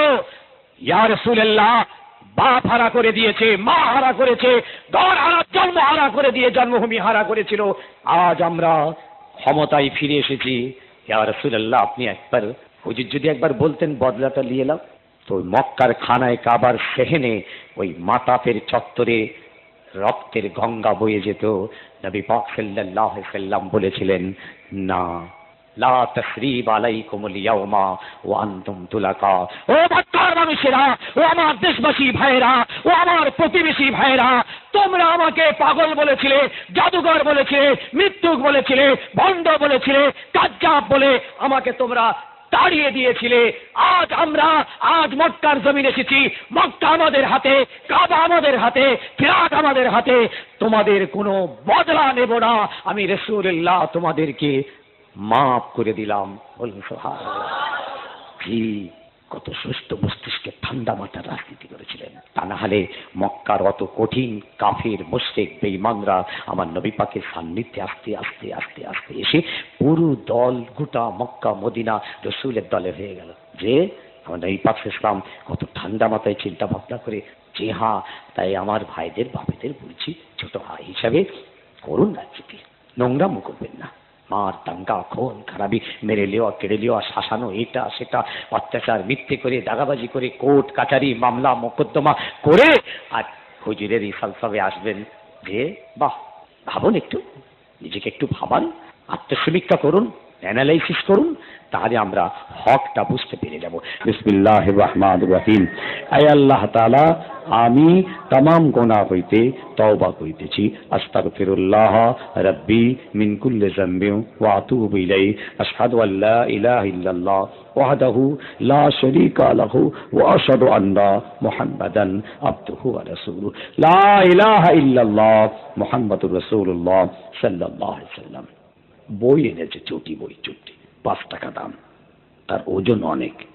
ফুরফুরার কুইজ বলে বইটা এনেছে, 5 টাকা করে দাম। মোনাজাতের পরে দেখবেন বহু জিনিস ফুরফুরার উপরে তত্ত্ব আপনাদের জানা নেই, এমন কিছু কিছু জিনিস আছে। ওই যান জিয়ারত করেন, চলে আসেন, বহু জানার আছে, কিচ্ছু জানা নেই আপনাদের, বুঝেছেন? সমস্ত ওলি আল্লাহদের উপরে লেখা আছে, একটা করে রাখবেন। আল্লাহুম্মা আমিন। আল্লাহ পাক আজকের এই মাহফিলে সন্ধ্যা থেকে ওয়াজ নসিহত, দোয়া, দরুদ, তাসবিহ, তাহলিল, কালাম কিয়াম হয়েছে। ইবাদতে মানি বাদনের ভিতরে ভুল কথা হলে দয়া করে আল্লাহ আপনি মাফ করে দেবেন। আয় আল্লাহ আজকের মাহফিলকে আপনি কবুল করুন, আল্লাহ আজকে কবুল করুন, আল্লাহ আপনি কবুল করুন। তাই আমায় খুশি হয়ে যদি কিছু সওয়াব আপনি দেন, এই সওয়াব মদিনা শরীফের জমিনে আল্লাহর নবী শুয়ে আছেন, রাসূল পাক সাল্লাল্লাহু আলাইহি ওয়াসাল্লাম আর পাক দরবারে সওয়াব পৌঁছে দিন। আয় আল্লাহর হাবিবের কাদিরে तमाम साहबाए किराम ताबीन तबे ताबीन इमाम मुस्ताइमातुल फुकाहा हुजूर दरबारे सवाब पहुंचे दीन। शहादे उहद, शहादे बदर, शहादे खैबर, शहादे करबला, फतवाते मक्का तमाम शहीदानদের দরবারে সওয়াব পৌঁছে দিন। বড় পীর আব্দুল কাদের জিলানী রহমাতুল্লাহ আলাইহি, খাজা গরিব নওয়াজ বাহাউদ্দিন নকশবন্দি রহমাতুল্লাহ আলাইহি হুজুরদের দরবারে সওয়াব পৌঁছে দিন। ফুরফুরা শরীফের জমিন আল্লাহ পাক সৈয়দ শাহ হোসাইন বুখারী গাজী রহমাতুল্লাহ আলাইহি যিনি ফুরফুরা শরীফ বানিয়েছিলেন, সুরপা শরীফের যিনি প্রতিষ্ঠাতা, আমারই দাদা হুজুরের দরবারে সওয়াবখানা পৌঁছে দিন। মুজাদ্দিদে জামান দাদা হুজুর পীর রহমাতুল্লাহ আলাইহি, বড় হুজুর মেজলা হুজুর শেষদা হুজুর মা হুজুর ছোট হুজুর পীর কেবলা দরবার হযরত চার শহীদান গঞ্জে সোহাদা সুলাইমান সাহেব কবির সাহেব মোল্লা সাহেব হিদায়াতুল্লাহ সাহেব চাচা পীর কেবলা রহমাতুল্লাহ আলাইহি হুজুরের দরবারে সওয়াবখানা পৌঁছে দিন। আল্লাহ পাক বসিরহাটি আল্লামা রুহুল আমিন সাহেব, গোরাচাঁদ সাহেব, চাঁদপুরি সাহেব হুজুরের দরবারে আল্লাহ সওয়াব পৌঁছে দিন। আজকের মাহফিলে যারা আছেন, যারা চলে গিয়েছেন, পর্দার আড়ালে মা বোন যারা আজকে হাত উঠে তুলেছেন, আল্লাহ গো যারা জলসার জন্য খেদমত করেছেন, জলসার কমিটির খাতেমান যারা আছেন, আল্লাহ পাক সকলের বাপ মা দাদা দাদি নানা নানি আবাসদার ছেলে পুলি স্বামী স্ত্রী যারা আজকে দুনিয়াতে নাই কবরে চলে গেছেন, তাদের কবরে আপনি সওয়াবখানা পৌঁছে দিন। আযাবে কবর আল্লাহ আপনি মাফ করুন। আল্লাহ পাক রহম করে মেহেরবানি করে আজকের মাহফিলকে আপনি কবুল করুন। আল্লাহ আমার সকল ভাইদের হায়াত কিসমতকে দারাজ করুন। আল্লাহ ছেলে পুলে বিবি বাল বাচ্চা বাপ মা যা হায়াতে রেখেছেন, হায়াত কিসমতকে বাড়িয়ে দিন। যে যা শরীয়ত তুলেছে আল্লাহ আপনি নেক আশাকে কবুল করুন, মঞ্জুর করুন। আল্লাহ পাক যারা অসুস্থ বিমারি আছেন, বিমারকে শেফা করুন। ব্যবসা করেন, কারবার করেন, চাকরি করেন, হালাল রুজিতে আপনি বরকত দিন। আল্লাহ পাক অভাবী আছেন, দুঃখ কষ্ট ব্যথা বেদনায় আছেন, আল্লাহ দুঃখ কষ্টকে আপনি দূর করুন। আল্লাহ পাক আমার সকল ভাইদের দিলের তামান্না মঞ্জুর করুন। একটু জোরে বলেন আমিন। ও বাচ্চারা জোরে বলো আমিন। ও সোনারা জোরে বলো আমিন। ও আমার মানিকেরা জোরে বলো আমিন। আল্লাহ পাক আমাদের মরণটা যেন ঈমানের সঙ্গে নসিব হয়। এই গ্রামের উপরে কোনো গজব দেবেন না, আযাব দেবেন না, কোনো মুসিবত দেবেন না। আল্লাহ আসমান থেকে রহমতে খাস নাজিল করুন। শেষ আরজু আল্লাহ ঈমানের সঙ্গে মওত দিন, খাতেমা বিল খায়র নসিব করুন। আল্লাহ আমার হাবিব পাকের দিদার যেন নসিব হয়। আল্লাহ যারা বেকার আছেন সরকার বানিয়ে দিন, পড়াশোনা করছে আল্লাহ কামিয়াব করে দিন। অনেকে কন্যাদের বড় ভাবনা চিন্তায় আসেন, আল্লাহ গো নিক জামাই আপনি নসিব করুন। অনেকে দেনাদার আছে, আল্লাহ গো দেনাটা মকুব করার তৌফিক দিন। আল্লাহ অনেকের আলা আওলাদ নেই, বাল বাচ্চা নেই, আল্লাহ নেক আওলাদ নসিব করুন। হাত নাবিয়ে দিচ্ছি, আল্লাহ নাবাতে মন চায় না। বাপেরা কাঁদন না বাপ, ও বাবাজিরা কাঁদন, মায়েরা বোনেরা কাঁদন। গোনার কারণে যদি চোখে পানি যদি না আসে, অন্তত কান্নার মতো মুখটা করুন, অনুনয়ী বিনয়ী করুন। আল্লাহ কান্নার মধ্যে শামিল করে নেবে। ফালিয়াদহাকু কালিলাও ওয়ালিয়াবকু কাসীরা। আল্লাহ জাহান্নামে দিওনি আমাদের। আল্লাহ কে আছে আমাদের? কেউ নেই। আল্লাহ যদি আজকে মরণ হয়ে যাই, কালকে এতক্ষণ কবরে থাকতে হবে। তাই আপনাদের জীবনের শেষ মোনাজাত মনে করুন। লা তাকনাতু মির রাহমাতিল্লাহ ইন্নাল্লাহা ইয়াগফিরু যুনুবা জামিআ ইন্নাহু হুয়াল গফুরুর রহিম। সুবহান রাব্বিকা রাব্বিল ইজ্জাতি আম্মা ইয়াসিফুন ওয়া সালামুন আলাল মুরসালিন ওয়ালহামদুলিল্লাহি রাব্বিল আলামিন। আমিন আমিন আমিন। সকলেই জোরে জোরে জোরে জোরে লা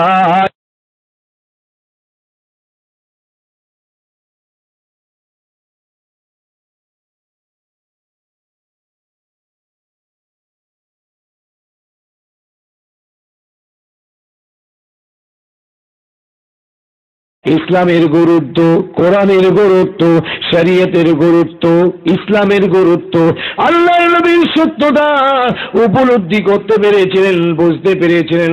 যখনই অনুভব করেছে সঙ্গে সঙ্গে হাতটা বাড়িয়ে দিয়েছেন, ইয়া রাসূলুল্লাহ, ইয়া হাবিবাল্লাহ, আমি আপনাকে মুহাম্মাদুর রাসূলুল্লাহ বলে মেনে নিলাম। জানেন, আপনি তো সস্তায় মুসলমান, ওরা মার খাওয়া মুসলমান। ঘর হারা, ছেলে হারা, বিবি হারা, বাপ হারা, মা হারা হয়ে রসুল পেয়েছিলেন। আপনাকে কিছু হারাতে হয়নি, অটোমেটিক রসুল পেয়েছেন ঘরে শুয়ে শুয়ে। সেই জন্যই তো আজকে রসুলের কোনো কদর নেই, ইজ্জত নেই, রসুলের কোনো মহাব্বত নেই, সুন্নাতের কোনো দাবেদারি নেই। লজ্জা আমাদের। জি, মার খায়নি ওরা। মার খেয়ে যে জিনিস পায় সেই জিনিসের কদর হয়। আমরা তো ঘরে শুয়ে শুয়ে আমরা নবীর উম্মত, শেষ জামানা নবীর উম্মত। যেমন ওয়াজ করতে করতে মৌলানা সাহেবরা ওয়াজ করেছিলেন যে আল্লাহর নবী গরিবীকে পছন্দ করেন, গরিবী অবস্থায় মরতে চেয়েছেন, গরিবদের সঙ্গে কিয়ামতের মাঠে উঠতে চেয়েছেন। ওয়াজ শুনে নিয়েছে। শুনে নিয়ে গরিব যারা ছিল, রিক্সাওয়ালা, ভ্যানওয়ালা, ঠেলাওয়ালা, খেটে খাওয়া মজদুর, অনেক গরিব ভাই আমার আছেন, ওরা সকালবেলা চায়ের দোকানে গেছে। বলে, এই শোন, কালকে ওয়াজ শুনেছিস তো? কি শুনলে? হুজুর কি বললে?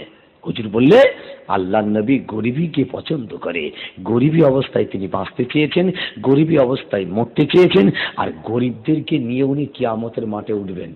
আমাদের মোড়া লাইকে, আমাদের কি বড় লোকের ঠেলা বুঝুক কে যাক, আমাদের কোনো চিন্তা নেই। জোন খাটি খাই, জোন খাটি খাই, ভ্যান চালাই খাই, এই করি খাই, আমরা করি, বুঝলি? এই পান দে, বিড়ি দে, দুক্তা দে, চা দে, কেউ পারোয়া নেই। আমাদের চিন্তা কি? আল্লাহ নবী আল্লাহুম্মা আহিনি মিসকিনাও ওয়া আমিতনি মিসকিনাও ওয়া হাশুরনি ফি জুমরাতিল মাসাকিন ইয়াওমা ইয়াকুমুল হিসাব। আল্লাহ নবী গরিবীকে পছন্দ করেন, তাই আল্লাহকে বলেছেন, আল্লাহ রে, আমাকে গরিবী অবস্থায় বাঁচিয়ে রেখো। আল্লাহুম্মা আহিনি মিসকিনাও ওয়া আমিতনি মিসকিনাও, আল্লাহ আমাকে মিসকিন অবস্থায় মরণটা দিও। আয় আল্লাহ, আমাকে যখন কিয়ামতের ময়দানে তুলবে, ওই গরিব ফকির মিসকিনদের দলভুক্ত করে আমাকে ময়দানে তুলো। খুব ভালো করে শুনেছে গরিবগুলো, বললে পেয়ে গেছি মাল, চিন্তা নেই। আবার কি সকালবেলা চায়ের দোকানে যে কি পড়ছি, শুনেছিস? কোনো পারোয়া নেই, আমাদের সঙ্গে হুজুর উঠবে, আর হুজুর আমাদের খেলে উঠবে, আমাদের মোড়া লাইক। টিভির এরিয়াল যে নামাজের ধার ধারে না, রোজা রাখে না, ওয়াজ শুনলে হবে? হ্যাঁ, ওই গরিবের সঙ্গে রসুল উঠবে? এই কথা বলেন না কেন? ওই গরিবের সঙ্গে রসুল উঠবে? মর একবার, কার সঙ্গে উঠিস বুঝতে পারবেন। মান তাসাব্বাহা বিকওমিন ফাহুয়া মিনহুম।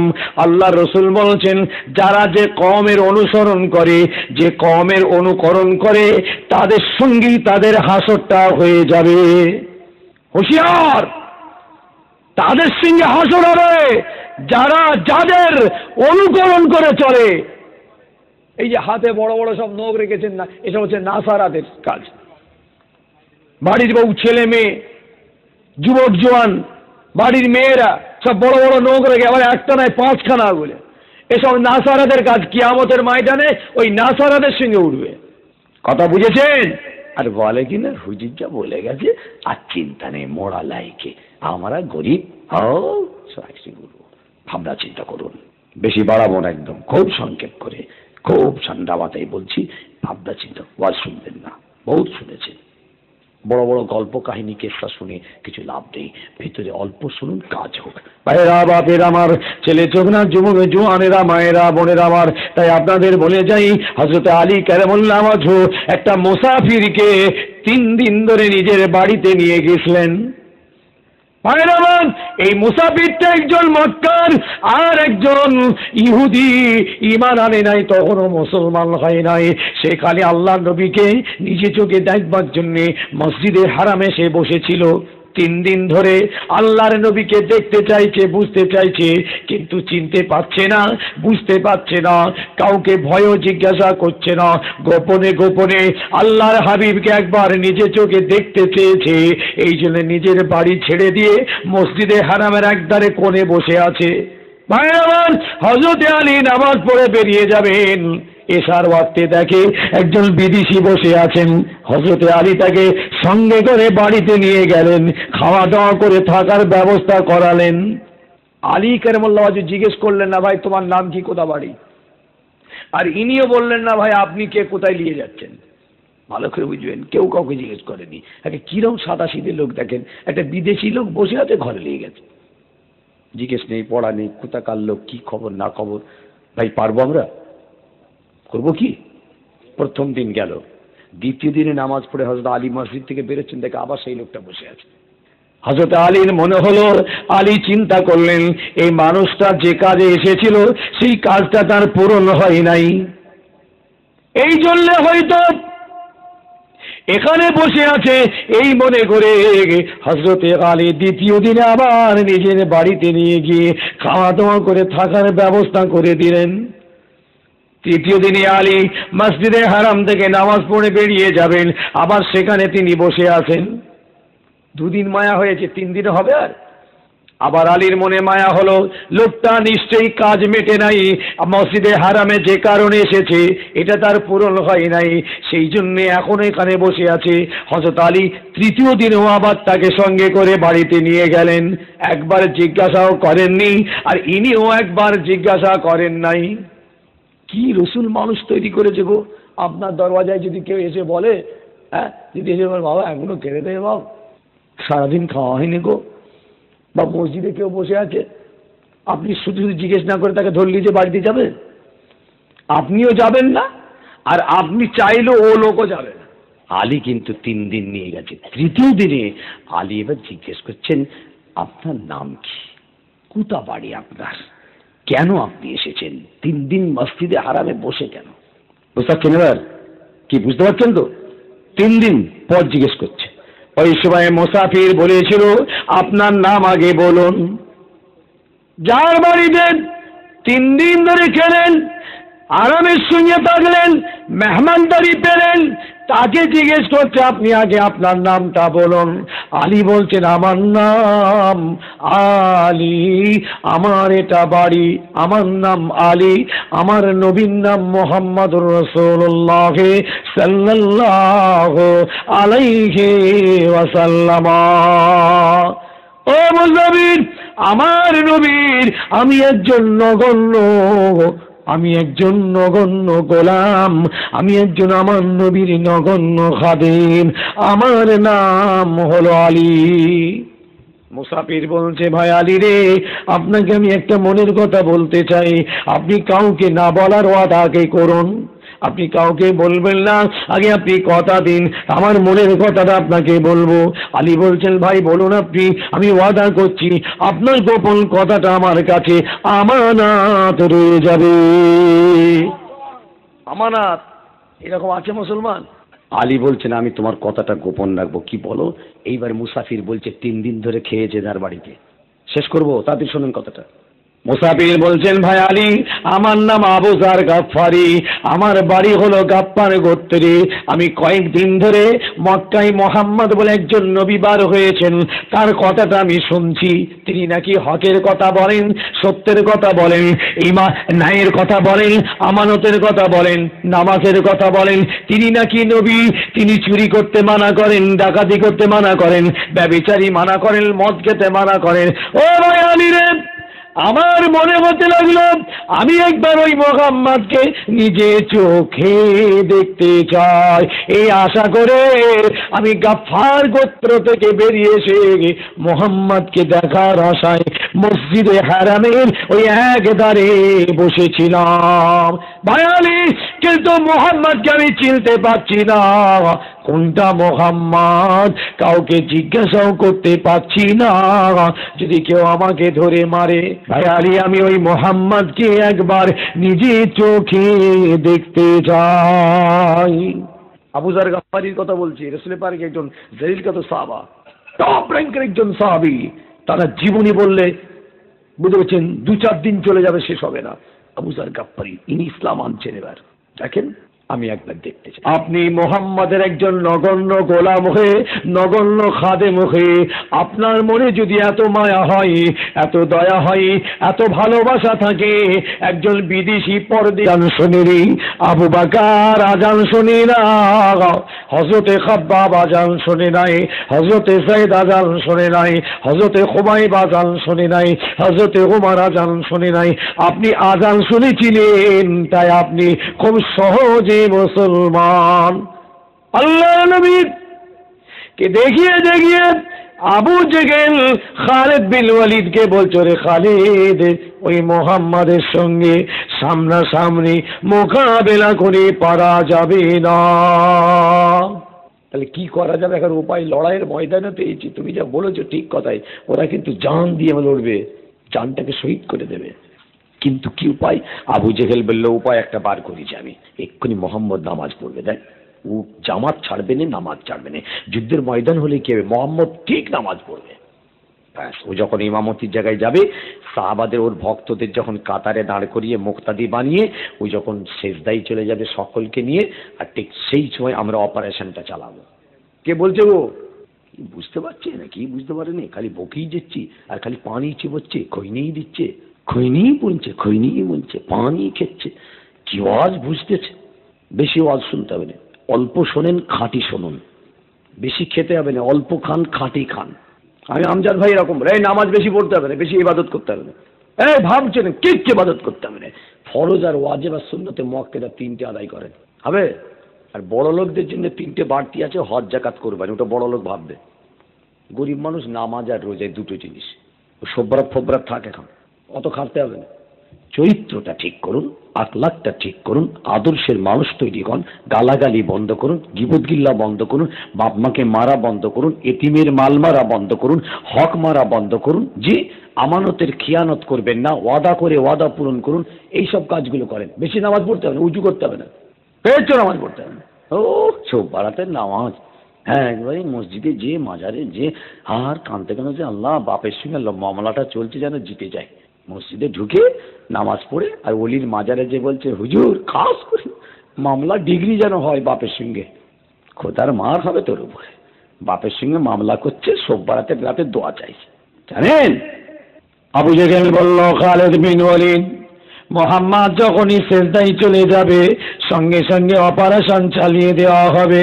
এটা জোহরের ওয়াক্তে নয়, এরপরে আসর আসছে, আসরের ওয়াক্তে মোহাম্মদ যখনই সেজদায় যাবে, ওর উপরে হামলা হবে, কেননা আসরের নামাজটা ওদের জন্য বড় গুরুত্বপূর্ণ। আল্লাহর নবী জানেন না, রাসূল পাক সাল্লাল্লাহু আলাইহি ওয়াসাল্লাম নিজের পাগলকটাকে নিয়ে, নিজের মস্তানগুলোকে নিয়ে, আল্লাহর নবী তার পাগলগুলোকে নিয়ে, দেওয়ানা মস্তানগুলোকে নিয়ে আল্লাহর নামাজে দাঁড়িয়ে গিয়েছেন।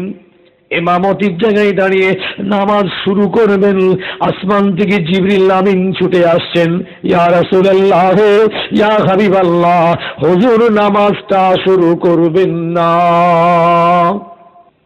ইয়া রাসূলুল্লাহ, ইয়া হাবিবাল্লাহ, হুজুর নামাজটা শুরু করবেন না, আগের নিয়মে নামাজ হবে না, হুজুর নামাজের পদ্ধতিটা পাল্টে যাবে। কে ছুটে এলো? জিবরিল আমিন আসমান থেকে আসছে ছুটে। হুজুর যদি নামাজে দাঁড়িয়ে যান, সেজদায় চলে যাবেন, ওরা হামলা করে দেবে। আল্লাহ আমার হাবিবের মরণটা এইভাবে চান না। ও জিবরিল তুমি তাড়াতাড়ি যাও, আমার হাবিবকে নামাজের পদ্ধতি পাল্টাতে বলো। আল্লাহ নবী বলেন, ও ভাই জিবরিল, কিভাবে নামাজটা পাল্টাতে হবে? জিবরিল আমিন বলেন, ইয়া রাসূলুল্লাহ, ইয়া হাবিবাল্লাহ, হুজুর আপনার যত পিছনে মুসল্লি আছেন এদের দুটো ভাগে আপনি ভাগ করে ফেলুন। একটা ভাগকে নিয়ে আপনি নামাজে দাঁড়ান, আর একটা ভাগকে আপনি দুশমনদের সামনে মোকাবেলার জন্য দাঁড় করিয়ে দিন। বুঝতে পারলেন না? সামনে আর পিছনে। ভাইরা বাপের আমার, যুবক জওয়ানের আমার, আল্লাহর নবী বলছেন, ভাই জিবরিল কি ব্যাপার, কেন এমন করে? জিবরিল আমিন বলেন, আল্লাহর হুকুম, হুজুর আপনি দুটো ভাগে ভাগ করুন। একটাকে নিয়ে আপনি পিছনে দাঁড়াবেন, আপনার পিছনে 1 রাকাত নামাজ পড়বে। 1 রাকাত নামাজ পড়ে নিয়ে এরা সামনে আবার চলে গিয়ে দুশমনদের সামনে দাঁড়িয়ে যাবে। ইয়া রাসূলুল্লাহ, আগের জামাতটা আবার আপনার পিছনে এসে 1 রাকাত নামাজে দাঁড়িয়ে যাবে। এদের 1 রাকাত নামাজ হবে, এরা ফিরে গিয়ে সামনে দাঁড়িয়ে যাবে। সামনেরটা এসে আপনার পিছনে দ্বিতীয় রাকাতের জন্য দাঁড়িয়ে যাবে। ইয়া রাসূলুল্লাহ, আপনি ইন্তজার থাকবেন, এটা দ্বিতীয় রাকাত নামাজটা পড়ে নিয়ে আবার সামনে চলে যাবে। সামনের এসে আপনার পিছনে দ্বিতীয় রাকাতে দাঁড়িয়ে যাবে। ইয়া রাসূলুল্লাহ, এদেরকে নিয়ে আপনি সালামটা ফিরাবেন, আল্লাহ পাক আপনার এই নামাজ কবুল করে নেবেন। ভাই জিবরিল, এরকম নামাজ কেন? এই তো কখনো পড়িনি। আল্লাহ পাক এরকম কেন নামাজের খবর দিলেন? এই কোন নামাজ? এই কি নামাজ? সামনে পিছনে, আগে পিছনে, কি ব্যাপার? জিবরিল আমিন বলছেন, ইয়া রাসূলুল্লাহ, ইয়া হাবিবাল্লাহ, হুজুর আপনি জানেন না, এই আবু জেহেলের দলেরা পরামর্শ করেছে আপনি যখন ইমামতি করবেন, যখন সিজদায় চলে যাবেন, ইয়া রাসূলুল্লাহ, ওরা আপনার উপরে হামলা করবে, এই পরামর্শ করেছে। আল্লাহ পাক চান না আপনার মরণটা ওইভাবে হয়ে যাবে। তাই আল্লাহ পাক নামাজের পদ্ধতি পাল্টে দিয়ে আবু জেহেলের হাত থেকে আপনাকে নাজাত দিয়ে দিয়েছেন। হুজুর তাড়াতাড়ি দুটো ভাগ করে ফেললেন, একটাকে নিয়ে দাঁড়িয়ে গেল, একটাকে সামনে দাঁড় করিয়ে দিলেন। হুজুর এখানে দাঁড়িয়ে কে 1 রাকাত নামাজ পড়ে এরা চলে গেল, ওরা এসে আবার 1 রাকাতে দাঁড়ালো। এরা 1 রাকাত পড়ে গেল, ওরা এসে 2 রাকাতে দাঁড়ালো। ক্রসিং নামাজ, এটাকে বলা হয় সালাতুল খৌফ, যুদ্ধের ময়দানের জন্য এই নামাজ। আপনার ঘরে হবে না, আপনি খানিকটা 1 রাকাত পড়ে একবার দেখেছি, একটা এইরকমই নামাজ পড়ে তো দেখেছেন, নামাজ দেখেছেন আপনারা? মুসলমানের নামাজ পড়া দেখেছেন? সালাতুল খৌফ, যুদ্ধের ময়দানের নামাজ। ব্যাস, নবী পাক নামাজ চালু করে দিয়েছেন, ক্রসিং নামাজ শুরু হয়ে গেছে, নামাজ চলছে। আবু জেহেলের দলেরা চোখ বার করে তাকিয়ে দেখছে, সর্বনাশ, এই কোন নামাজ পড়ছে মোহাম্মদ, দেখ যা কখনো হয়নি তাই, এই কোন নামাজ রে? হ্যাঁ, এই তো মাথা খারাপ, দেখ কি করতেছে, জোহরের ওয়াক্তে কিরকম পড়লো, এবার আসরের ওয়াক্তে কিরকম নামাজ পড়ছে। হযরতে খালিদ বিন ওয়ালিদ চোখ মেলে তাকিয়ে আছেন, আবু জেহেলও দেখছে, আরো সৈন্যরা রাসূলের পাকের নামাজ পড়া দেখছেন। আবু জেহেল বলেছিল, খালিদ বিন ওয়ালিদ শুনে দাও, এ খালিদ বিন ওয়ালিদ, ওই মুহাম্মাদের নামাজ পড়া তো এরকম করে দেখার কোনো দরকার নেই, চিন্তা করার দরকার নেই। শুনে রাখ, মুহাম্মদ আমাদের গোপন খবরটা জেনে ফেলেছে, জেনে ফেলার কারণে নামাজটা পাল্টে দিয়েছে। ওরে মুহাম্মদ হলো 1 নম্বর জাদুকর। বলুন নাউজুবিল্লাহ, বলুন নাউজুবিল্লাহ। ও জাদুর দ্বারা জেনেছে, সেই জন্যই নামাজ পাল্টে দিয়েছে। কিন্তু যেটা আমি আজকে বলতে চাইছি, ভাবনা চিন্তা না করলে পরে গুরুত্ব ইসলামের আপনি বুঝতে পারবেন না।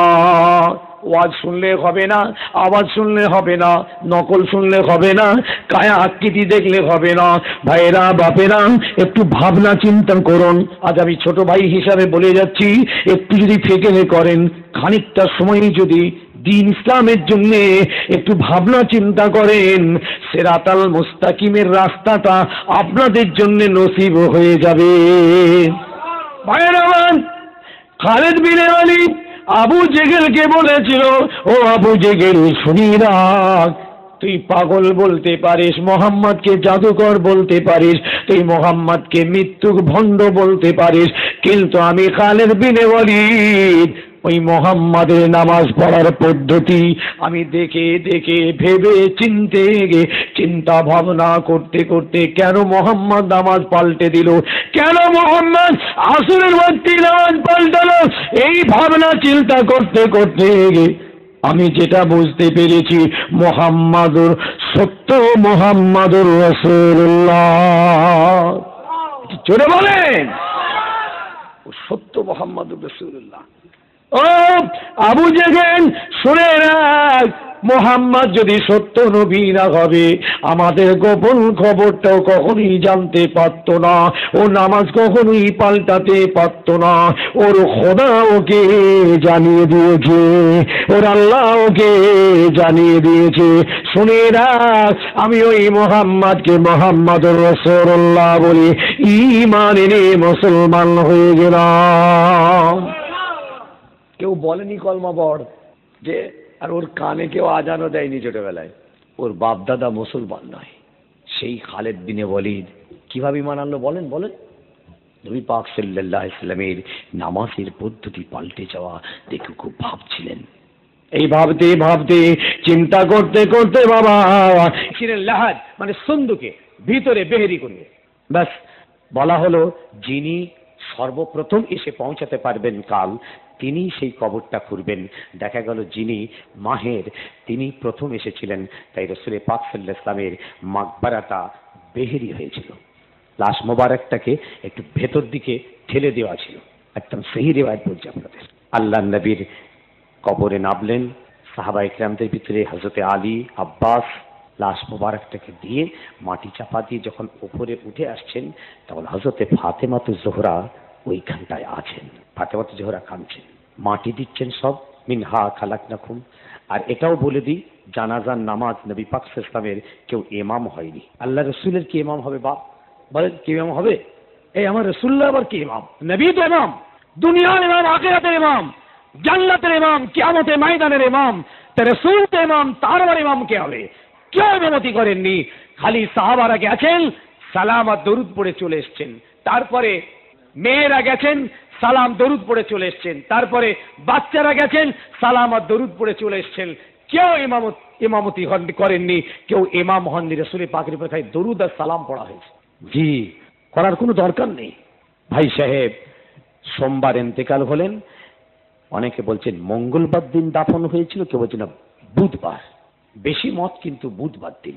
সোমবার সবে সাদেক ইন্তেকাল, মঙ্গলবার দিনটা ছিল বহু মানুষের সমাবেশ, খালি জানাজার নামাজ চলছে, দোয়া চলছে, আর বুধবার দিনে হুজুরের দাফনটা হয়েছিল। আবার অনেকে বলেছেন না, সোমবার দিন মঙ্গলবারই তার দাফন হয়ে গেছে। আল্লাহ নবীর মাজার মোবারক থেকে উঠে মাটিটা যখন চাপা দিচ্ছে, হযরতে ফাতেমা পাশে দাঁড়িয়ে আছেন। তিনি এক মুঠো মাটি নিয়ে নিজের মুখটা একটুখানি বুলিয়েছিলেন বাপের কবরের মাটিতে, আর বলেছিলেন, ইয়া আনাস আতাবাত আনফুসাকুম আনতা হুসু আলা রাসূলিল্লাহ সাল্লাল্লাহু আলাইহি ওয়াসাল্লাম তুরাবা। আয় আনাস, তোমাদের মনটা এত নরম কঠিন হয়ে গেল, তোমাদের দিলটা কি এত কড়া হয়ে গেল যে তোমরা আমার বাপে কবরের উপরে মুঠো মুঠো মাটি দিচ্ছ? তোমাদের মনটাকে একটু ভাবলো না, একটু চিন্তা করলো না? এই বলে হযরতে ফাতেমা কবরটার ধারে দাঁড়িয়ে কাঁদছিলেন, আর বাপের কবরের এক মুঠো মাটি সম্মান করে, ইজ্জত করে, তাবাররুকান নিজের পেশানের উপরে বুলিয়েছিলেন। আর আনাসকে লক্ষ্য করে এই কথা বলেছিলেন, আতাবাত আনফুসাকুম আনতা হুসু আলা রাসূলিল্লাহ সাল্লাল্লাহু আলাইহি ওয়াসাল্লাম তুরাবা। এই যে মাটিটা তোমরা বুকে দিচ্ছ, তোমাদের মনটাকে একটু কাঁদে না? নেই তো বাপের মাকবারা, বাপের মাটি, বাপের কবর দেখে ফাতেমার মনটা একটু নরম, তাই উনি আনাসকে লক্ষ্য করে কথাটা বলে ফেলেছিলেন। এটাও হাদিস পাকে এসেছে। তাই আপনাদের বলে যাই, ভাইরা, বাপেরা, মায়েরা মানো, তাই রাসূল পাক সাল্লাল্লাহু আলাইহি ওয়াসাল্লাম আমাদের কাছে আমানত দিয়ে গেলেন যে তারাকতু ফীকুম আমরাইনি কিতাবুল্লাহ ওয়া সুন্নাতে রাসূলিহি ফামান তামাসসাকতুম বিহিমা লান তাদাল্লু বাদি। এখনো সময় আছে, নবী পাক সাল্লাল্লাহু আলাইহি ওয়াসাল্লামের সুন্নাতকে মজবুত করে ধরুন, আদর্শকে মজবুত করে ধরুন, যা রেখে গেছেন মজবুত করে ধরুন। মা আতাকুমুর রাসূল ফাখুযুহু ওয়া মা নাহাকুম আনহু ফান্তাহু। রাসূল যা এনেছেন আদেশ আকারে পাকড়াও করুন, আর যা নিষেধ করেছে এগুলোকে বর্জন করুন। চরিত্র তৈরি করার জন্য সচেষ্ট হই, আখলাকওয়ালা মানুষ হওয়ার জন্য তৈরি হই, যে ন্যায় নীতির মুসলমান হওয়ার জন্য তৈরি হই। রাসূল পাক সাল্লাল্লাহু আলাইহি ওয়াসাল্লাম জি সাহাবায়ে কেরাম তামাম উম্মতির জন্য যা নিয়ামত কমপ্লিট ইসলাম রেখে চলে গেছেন, এই কমপ্লিট ইসলাম আজ আমাদের কাছে, আমরা সেই দিন কোরআনকে পেয়েছি। আজ আমরা সেইগুলোকে যদি ঠিকভাবে জড়িয়ে ধরে তার উপরে যদি ভাবনা চিন্তা করে চলতে পারি, তাহলে ইনশাআল্লাহ দুনিয়াও আমাদের নসিব হবে, আখিরাতও আমাদের নসিব হবে। বলেন সকলে আল্লাহুম্মা আমিন, বলেন সকলে আল্লাহুম্মা আমিন। আর তা না হলে ওয়াজ যা শুনলেন চার শহীদানের দরবারে, আর সকাল থেকে যা করবো সে তো বুঝতেই পারছি। হুজুরের দরবারে এলাম, মাশাআল্লাহ সবকিছুই হলো, দোয়াও হলো, ওয়াজও হলো, শোনা হলো, চাঁদাও দিলুম, তাবারুকও পেলুম, সবই ঠিকঠাক আছে। সকাল থেকে যা করবো ভেবে চিন্তে নেন। তাই নবী পাক সাল্লাল্লাহু আলাইহি সাল্লাম মক্কার জমিনে দাঁড়িয়ে সর্বপ্রথম বলেছিলেন, ওগো মক্কার মানুষ তোমরা আমাকে সমর্থন করো। বলেছিলেন না? এই কথা বলেন, বলেছিলেন না? হে মক্কার মানুষ, আমাকে সমর্থন করো, আমার মতবাদকে সমর্থন করো, আমার চিন্তা ভাবনাকে তোমরা সমর্থন করে আমার আল্লাহর রাসূল আমি, এই আল্লাহকে সমর্থন করো, আল্লাহকে মানো, আমি রাসূল, আমাকে ভোট দাও। 63 বছরের নবী জি মক্কার জমিনে ভোট চেয়েছিলেন, তোমরা আমাকে সমর্থন করে ভোট দাও, আমি এর বিনিময়ে তোমাদের চরিত্র তৈরি করে দেব, আখলাকওয়ালা তৈরি করে দেব, আল্লাহওয়ালা তৈরি করে দেব, আল্লাহর সঙ্গে সম্পর্ক তৈরি করে দেব।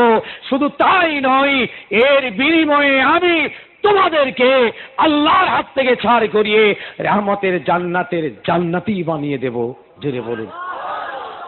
বাপ মারা মা মারা মানুষটা মক্কার জমিনে দাঁড়িয়ে প্রথম যখন ভোট চাইলেন, মক্কার মানুষ আমার নবীকে ভোট দেয়নি, দেবে না, সমর্থন করলো না, বিনিময়ে আমার নবীর বিরুদ্ধে লাগলো। ওরা এই নতুন ধর্ম এনেছে, নতুন দল তৈরি করছে, নতুন বুঝেছিস আর কোরআনের খবর এনেছে, নতুন গ্রুপিং তৈরি করছে, নতুন ধর্ম এনে আমাদেরকে শেষ করে দেবে। এই দল তৈরি করছে এই মুহাম্মদকে শেষ কর। তাই তারা আমার নবীকে সমর্থন করবে না। সর্বপ্রথম যিনি করেছিলেন আপনাদের বলেছি, আবার বলছি, তিনি হলেন আবু বকর সিদ্দিক। আমার নবীকে সমর্থন করে হাতটা বাড়িয়েছিলেন। তাহলে একজন নাম্বার 1 আমার রাসূলুল্লাহর সমর্থন পাওয়া গেল মক্কার বুকে, যিনি আমার নবীকে ভোট দিলেন, আল্লাহকে সমর্থন করলেন, কোরআনকে সমর্থন করলেন, ইসলামকে সমর্থন করে এত মার খেলেন। এ মুসলমান, আর আমরা আমায় ভোট দিবি নাই তো দবা দবা করে বলি। আপনাকে ভোট দিলে আপনি আমাকে তো পাগল তৈরি করবেন, মস্তান তৈরি করবেন, মাতাল তৈরি করবেন, আমাকে তো চরিত্রহীন তৈরি করবেন, আমাকে তো লম্পট তৈরি করবেন, আমাকে তো দাগাবাজ তৈরি করবেন, আমাকে তো খুনি তৈরি করবেন। আরে ভাই কি চাইছেন আপনি? নবী পাক সাল্লাল্লাহু আলাইহি সাল্লাম বিরাট পলিটিক্স ম্যান ছিলেন, রাজনীতিবিদ ছিলেন, কোন অংশে কম নেই। তিনি যে তা না হতেন, এই আরবের তামাম মানুষের ভিতর থেকে তিনি আস্তে আস্তে নিজের দল মতকে বিস্তারিত করে বিপুল সংখ্যায় ভোটে জয়ী হয়ে মক্কার জমিনে 8 হিজরিতে দাঁড়িয়ে প্রাগ উঁচু করে তুলে বলেছিল, আরে মক্কার মানুষ শুনে রাখ, আজকে আল্লাহ এই মক্কার জয়ের ফ্ল্যাগ আমি রাসূলুল্লাহর হাতে দিয়েছে এবং তামাম পৃথিবীর আসমান জমিনের খাজানার চাবিটা আল্লাহ আমার হাতে দিয়ে দিয়েছেন। একবার জোরে বলুন। দেখেছেন নবী পাক সাল্লাল্লাহু আলাইহি সাল্লাম সমর্থন পেয়েছিলেন 1টা 2টো 4টে 6টা 8টা 10টা 20টা করে আস্তে আস্তে আস্তে আস্তে। ভাই আমার নবীর দলে লোক বেড়েছিল না কমেছিল গো? বেড়েছিল না কমেছিল? যে আস্তে আস্তে লোক বেড়েছে, তখনই তো ওদের মাথা খারাপ হলো, মক্কার কাফেরদের সর্বনাশ করেছে। কি করছে দেখ, এই মুহাম্মাদের দলে লোক আসছে, আরে মুহাম্মাদের দলে লোক চলে যাচ্ছে, ওর মতবাদকে মেনে নিচ্ছে, ওর রীতিনীতিকে মানছে। মুহাম্মদকে মেরে ফেলতে হবে, না মারলে খবর নেই। তারা ছিল কাফের, তারা ছিল মুশরিক, তারা ছিল বেঈমান, তারা ছিল নাস্তিক, তারা ছিল ইহুদি, তারা ছিল নাসারা, তাই তারা আমার রসুলের মতবাদকে মানবে না, তাই আমার নবীকে মারার জন্য তারা তৈরি হয়েছিল। কিন্তু আল্লাহ বলে, আমার হাবিব আমি হকের সঙ্গে আছি, তুমি হক নবী, তুমি সত্য নবী, তুমি ন্যায় নবী, আমি আল্লাহ তোমার সঙ্গে আছি, আমার সাহায্য হকের সঙ্গে আছে। এই রসুল তুমি চিন্তা করো না, তুমি হকের কথা বলে যাও, সত্যের কথা বলে যাও, ন্যায়ের কথা বলে যাও, আমি আল্লাহ আমি তোমার সঙ্গে রইলাম। বলুন সুবহানাল্লাহ, আরো জোরে বলেন সুবহানাল্লাহ, নারে তাকবীর। ভাববেন যারা ইসলাম এনেছিল, রসুলকে রসুল বলেছিলেন, এরা ওই আল্লাহ দলে পড়ে নয় চলো নবীকে নবী বলে কলমা পড়ি, জি না, রসুলকে ভালো করে ফলো করেছে। আল্লাহর নবীর কথাবার্তাগুলো তারা রিসার্চ করেছে, ভাবনা চিন্তা করে, নিজেকে ভাবিয়ে ভাবিয়ে চিন্তা করে, ফিকির করে ইসলামের গুরুত্ব বুঝতে পেরেছিল, কোরআনের গুরুত্ব বুঝতে পেরেছিল, কোরআনের বুঝেছেন দায়িত্ব, কোরআনের সত্যতা বুঝতে পেরে তখনই তারা রসুল পাকের হাতে হাত দিয়ে কলমা পড়ে মুসলমান হয়েছিল। একবার জোরে বলুন, আরেকটু জোরে বলেন। আপনাকে ভাবতে হয়নি, বিনা ভাবনায় মুসলমান, অটোমেটিক কোরআন পেয়ে গেছে। মায়ের পেট থেকে পড়ি সঙ্গে সঙ্গে আজান শুনেছেন, এই আজান দে আজান দে, আরে বাপরে বাপ কি তেজের ইমানদার মুসলমান হয়েছে দুনিয়ায়, আজান দে, হ্যাঁ আল্লাহ আজান দিলে, বাচ্চা অবস্থায় আজান শুনেছেন আর এখন আজান শুনে পালাচ্ছে। হয়েছিল না হয়নি? মায়ের পেট থেকে আসার পরই আজান শুনিয়ে দিয়েছে, আজান শোনা আগে। কিন্তু বেলাল আদিসি বিদেশি মুসাফিরের খোঁজ খবর না নিয়ে, তার ঠিকানা না নিয়ে, তাকে বাড়িতে 3 দিন এনে আপনি যদি মেহমানদারি করতে পারেন, ও মায়ালি, আপনার মনে যদি এত মায়া হয়, এত দয়া হয়, এত ভালোবাসা হয়, তাহলে মুহাম্মদুর রাসূলুল্লাহর মনে কতই না মায়া রয়েছে, কতই না দয়া রয়েছে, কতই না ভালোবাসা রয়েছে। ভাই আলী, আমি ওই মুহাম্মদকে মুহাম্মদুর রাসূলুল্লাহ বলে মেনে নিলাম। আরেকটু জোরে বলুন, নারে তাকবীর, নারে তাকবীর। আমি মেনে নিলাম। কেউ বলেছিল আবু যার গাফফারি কি মানানো? কি শুনলেন? কেউ বলেছে কি? কথা বলেন না কেন? আলী একজন নগণ্য গোলাম, ওই মোহাম্মদের নগণ্য খাদেম হয়ে আলীর মনে এত মায়া, আমাকে 3 দিন মসজিদে হারাম থেকে তুলে দিয়ে এলো। একজন বিদেশি মুসাফির, কোনো ঠিকানা জানে না, খবরে জানে না, 3 দিন আমাকে তুলে এনে মসজিদে হারাম থেকে নিজের বাড়িতে যে মেহমানদারি করেছে, এ ভোলার নয়। এর মনে যদি এত মায়া হয়, মোহাম্মদের গোলামের মনে যদি এত দয়া হয়, তাহলে মোহাম্মদের মনে কত মায়া আছে। এই ভাবনা ভাবতে ভাবতে, এই কথা চিন্তা করতে করতে, এটা ফিকির করতে করতে ইসলামের সত্যতা, রসুলের সত্যতা, কোরআনের গুরুত্ব, ইসলামের গুরুত্ব উপলব্ধি হয়ে গিয়েছে। এই উপলব্ধি করে ইসলামের গুরুত্ব বুঝতে পেরে হযরত আবু যার গাফফারি ওইখানে হযরত আলীকে বলছেন, আলী, আমি মুহাম্মদুর রাসূলুল্লাহকে মুহাম্মদুর রাসূলুল্লাহ বলে মেনে নিলাম। হকের জয়, সত্যের জয়, ন্যায়ের জয়। ইতিহাস খুলে দেখেন, যারা অন্যায় করেছে, যারা জুলুমবাজি করেছে, যারা বেঈমানি করেছে, যারা বেইনসাফি করেছে, এদের জয় নেই, এরা ধ্বংস। দেখতে যদিও মনে করেন এরা এদের জয় হয়েছে, কিন্তু বাস্তবে তারা ধ্বংস। মূসার সঙ্গে ফেরাউনের লড়াই হলো, ইব্রাহিমের সঙ্গে নমরুদের লড়াই হলো। ভাই সাহেব, এই লড়াইয়ের ময়দানে আল্লাহ আমার মূসাকে জয় দিয়েছিলেন। কাকে দিয়েছিলেন? এই জোরে বলেন। মূসা কাঁদছে, আল্লাহ ফেরাউন আমাকে মেরে ফেলবে, আল্লাহ আমাকে নীল নদে ডুবিয়ে দেবে। আল্লাহ আল্লাহ বলে, মূসা কাঁদবি নি, মূসা চিন্তা করবি না, তুই হক নবী, তুই সত্য নবী, তুই ন্যায় নবী, আমি আল্লাহ তোর সঙ্গে আছি, আমার সাহায্য হকের সঙ্গে আছে। এই মূসা, তুই এটাও শুনেলে, তোর সঙ্গে ফেরাউনের লড়াই নয়, ফেরাউনের সঙ্গে লড়াইটা আমার হবে, আমি ফেরাউনের সঙ্গে লড়াই করব। এই মূসা, তুই ভাববি না, আমি আল্লাহ তোর সঙ্গে আছি।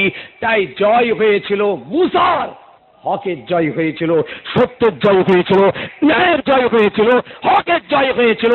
আজও সেই খোদা আছে, এই খোদা সেই হকের সঙ্গে আছে, ন্যায়ের সঙ্গে আছে, সত্যের সঙ্গে আছে, ইনসাফের সঙ্গে আছে। যে মুসলমান এই পথে আছে, আল্লাহর সাহায্য মদদ তাদের সঙ্গে আছে। একবার জোরে বলুন, জি, আল্লাহ আছে না নেই? এই জোরে বলেন। হকের সঙ্গে আছে। এই মুসলমান, আপনার সঙ্গে নেই। আপনি তো নাহাক কাজ করেছেন, অন্যায়কে ন্যায় করেছেন, ন্যায়কে অন্যায় করেছেন, সত্যকে মিথ্যা বানিয়েছেন, মিথ্যাকে সত্য বানিয়েছেন। কথা বলেন, ঠিক বলছি না ভুল বলছি? আরে হক কথা বলেন। আমরা তো ন্যায়কে অন্যায় বানিয়েছি, অন্যায়কে ন্যায় বানিয়েছি, সত্যকে মিথ্যা বানিয়েছি, মিথ্যাকে সত্য বানিয়েছি। আরে ইনসাফকে বেইনসাফি তৈরি করেছি, বেইনসাফকে ইনসাফ তৈরি করেছি, করে দল তৈরি করে, পার্টি তৈরি করে, পঞ্চায়েত তৈরি করে, বুঝেছেন, কাগজ তৈরি করে, থানা তৈরি করে, সমস্ত ক্ষমতা তৈরি করে একটা হকদারের হককে নাহক তৈরি করেছি, একটা নাহককে হক সাব্যস্ত করে পৃথিবীর জমিনে বুক ফুলিয়ে আছি। আল্লাহ আপনাদের সঙ্গে নেই, আল্লাহর সাহায্য আপনাদের সঙ্গে নেই, আল্লাহর মদদ আপনাদের সঙ্গে নেই, আল্লাহ আপনাদের সঙ্গে নেই। যারা এই জায়গায় আছে, নবী পাক সাল্লাল্লাহু আলাইহি ওয়াসাল্লাম হক কায়েম করে গেছেন, সত্য কায়েম করে। শোনেন ভাইদের বলছি, আবার রাসূল পাক সাল্লাল্লাহু আলাইহি ওয়াসাল্লামের দলে যখন লোক বাড়ছে, আস্তে আস্তে ভোটার বেড়ে গেল, রাসূলের সমর্থন বাড়ছে, ব্যাস ওরা ক্ষিপ্ত হয়ে গেল, বলে সর্বনাশ, এ যা ফ্ল্যাগ তুলেছে, এ যা ঝান্ডা তুলেছে, এই ঝান্ডার নিচেই লোক যাচ্ছে, আর এই ঝান্ডা নামাতে হবে, এই ঝান্ডা মিটাতে হবে, এই ঝান্ডা শেষ করতে হবে। এই বলে আমার রাসূলের পিছনে লেগে আল্লাহর নবীকে মক্কা থেকে তাড়িয়ে দিল। নবীকে মারার জন্য তারা ঘর অ্যারেস্ট করলো, কিন্তু আল্লাহ বলছে, আমার হাবিব আপনি হক নবী, আমি আপনার সঙ্গে আছি। ওদের দ্বারাই ঘর অ্যারেস্ট হতে পারে, গোটা ঘর ঘেরাও হতে পারে, কিন্তু আমি আল্লাহ আপনাকে তাদের হাত থেকে বাঁচিয়ে নিয়েছি। তাই তাদের চোখের সামনে দিয়ে আল্লাহ আমার রাসূলকে মক্কা থেকে মদিনার পথে বার করে নিয়েছিলেন। মক্কার ওই কাফেররা আমার রাসূলকে দেখতেই পায়নি। বলুন সুবহানাল্লাহ। জি, রাতের বেলা যখন রাসূল চলে যাচ্ছেন, মক্কার সব দুশমনগুলো রাসূলকে ঘেরাও করে ফেলেছে। আবু জেহেল আর জিবরিল আমিনকে আমার নবী বলছেন, ভাই জিবরিল, ওরা তো আমাকে দেখতে পাবে, ওরা তো মারবে, এক্ষুনি মারবে আমাকে, কি করে যাব? জিবরিল আমিন বললেন, ইয়া রাসূলুল্লাহ, ইয়া হাবিবাল্লাহ, চিন্তা করবেন না, পেরেশান হবেন না, আপনি আয়াতটা পড়ুন, আয়াত পড়ে একটু ধুলোতে ফুঁক দিন, এই দম করে দিন ধুলোটা, একবার আপনি ওদের দিকে ছড়িয়ে দিন। আল্লাহ পাক এই আয়াতের বারকাতে ওদের চোখের ভিতর দিয়ে সামিন দিয়ে আল্লাহ আপনাকে পার করিয়ে নেবেন, ওরা আর আপনাকে দেখতে পাবে না। আল্লাহর নবী আয়াতে মোবারকটা পড়ে ওই ধুলোর উপরে দম করে একবার ওদের দিকে ছুঁড়ে দিয়ে জিবরিল আমিনে গিয়ে যায়, আবু বকর সিদ্দিকের সঙ্গে করে নিয়ে মক্কা থেকে বেরিয়ে যাচ্ছে। ওই দুশমনগুলো চতুর্দিকে রয়েছে, কিন্তু আমার হাবিবকে ওরা দেখতে পেল না। রাসূলের দ্বারা সমর্থন বাড়ছে, তাই রাসূলের বিরোধীরা যারা কাফের মুশরিক, এরা ক্ষিপ্ত হয়ে উঠে নবীকে দুনিয়া থেকে তুলে দেওয়ার জন্য প্রাক্রান্ত তৈরি করেছিল। ভাই সাহেব, আল্লাহর নবী মদিনায় চলে গেলেন। মদিনায় যে যুদ্ধ হচ্ছে, মক্কার মানুষ মদিনায় গেছেন, বদর, ওহদ, আল্লাহর নবীকে মারবে। আমার নবী পাক সাল্লাল্লাহু আলাইহি ওয়াসাল্লাম সাহাবাদের কি শিক্ষা দিল, কি বলেছিল জানেন? এই সাহাবায়ে কেরাম, মোকাবেলায় আমরা যাচ্ছি, তবে খুব হুঁশিয়ার থেকো, কোনো বাচ্চাকে মারতে পারবে না, কোনো মহিলাকে মারতে পারবে না, কোনো বুড়োকে মারতে পারবে না, কারো তাবু জ্বালাতে পারবে না, কারো মালমাতা লুট করতে পারবে না। যদি এই যুদ্ধের ময়দানে, এই মোকাবেলায়, এই লড়াইয়ে যদি আল্লাহ আমাদের কামিয়াব করে, যদি জয় আমাদের হয়, খবরদার ওদের তাবুর উপরে ঝাঁপিয়ে পড়বে না, ওদের তাবু জ্বালিয়ে পুড়িয়ে দেবে না, ওদেরকে হত্যা কতল করবে না, ওদের ছেলে বাচ্চা মেয়েদের উপরে কোনো রকমের নির্যাতন করতে পারবে না। আমি রাসূল তোমাদের নিষেধ করে দিচ্ছি, তোমরা আমাকে সমর্থন করেছো, আমার আল্লাহকে সমর্থন করেছো, আল্লাহ রাসূল তোমাদের সঙ্গে আছেন। জোরে বলুন।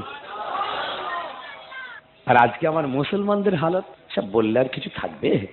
তওবা তওবা, ঘর জ্বালিয়ে পুড়িয়ে বাড়ি থেকে বার করে তাকে গ্রাম তাড়া করে এই করে ও করে, আরে ওরা করুক গে যাক, অন্য জাত যারা আছে করুক গে যাক, আরে আর সব মুসলমানকে আমি বলছি আমার ভাইদের, এরা করে কি করে, এরা কি করলো সমাজে, কি করেছে? সমাজের মানুষগুলোকে তো শেষ করে ফেললো, জি, ইসলামকে জবাই করে ফেললো। চেয়ে দেখেন বাংলার জমিনে আজকে যে জায়গায় পৌঁছে গেছি, এত নোংরামিতে ডুবেছি। একটা ভাই একটা ভাইকে খুন করে দিচ্ছে, মার্ডার করে দিচ্ছে, তার ঘর বাড়ি লুট করে দিচ্ছে, তাকে শাসাচ্ছে, তার বাড়ির মেয়েদের উপরে শারীরিক নির্যাতন করছে, তার বাচ্চাদের কাছে মেরে ফেলছে, মায়ের পেটে লাথি মেরে বাচ্চা ডেলিভারি করে দিচ্ছে। এরা যদি মুসলমান না হয়ে কাফের মুশরিক বেঈমান হতো, কোনো কথা ছিল না। কিন্তু এরা মুসলমানের দাবি করে, এরা কলমাওয়ালার দাবি করে, এরা রাসূলের উম্মতের দাবি করে, আর এরা আজকের নোংরামিতে লিপ্ত হয়েছে আর বলে কিনা আমরা রসুলের উম্মত। এ হারাম, এ রাজনীতি হারাম। রাজনীতি করুন, জায়েজ, আমাদের করতে হবে, রাজনীতি করার দরকার আছে, যার যেটা খুশি রাজনীতি করুন, কিন্তু যে রাজনীতি আপনি করছেন এটা হারাম। শরীয়ত এটা মানে না, কোরআন এটা মানে না, ইসলাম এটা মানে না, কোনো পক্ষে মানে না।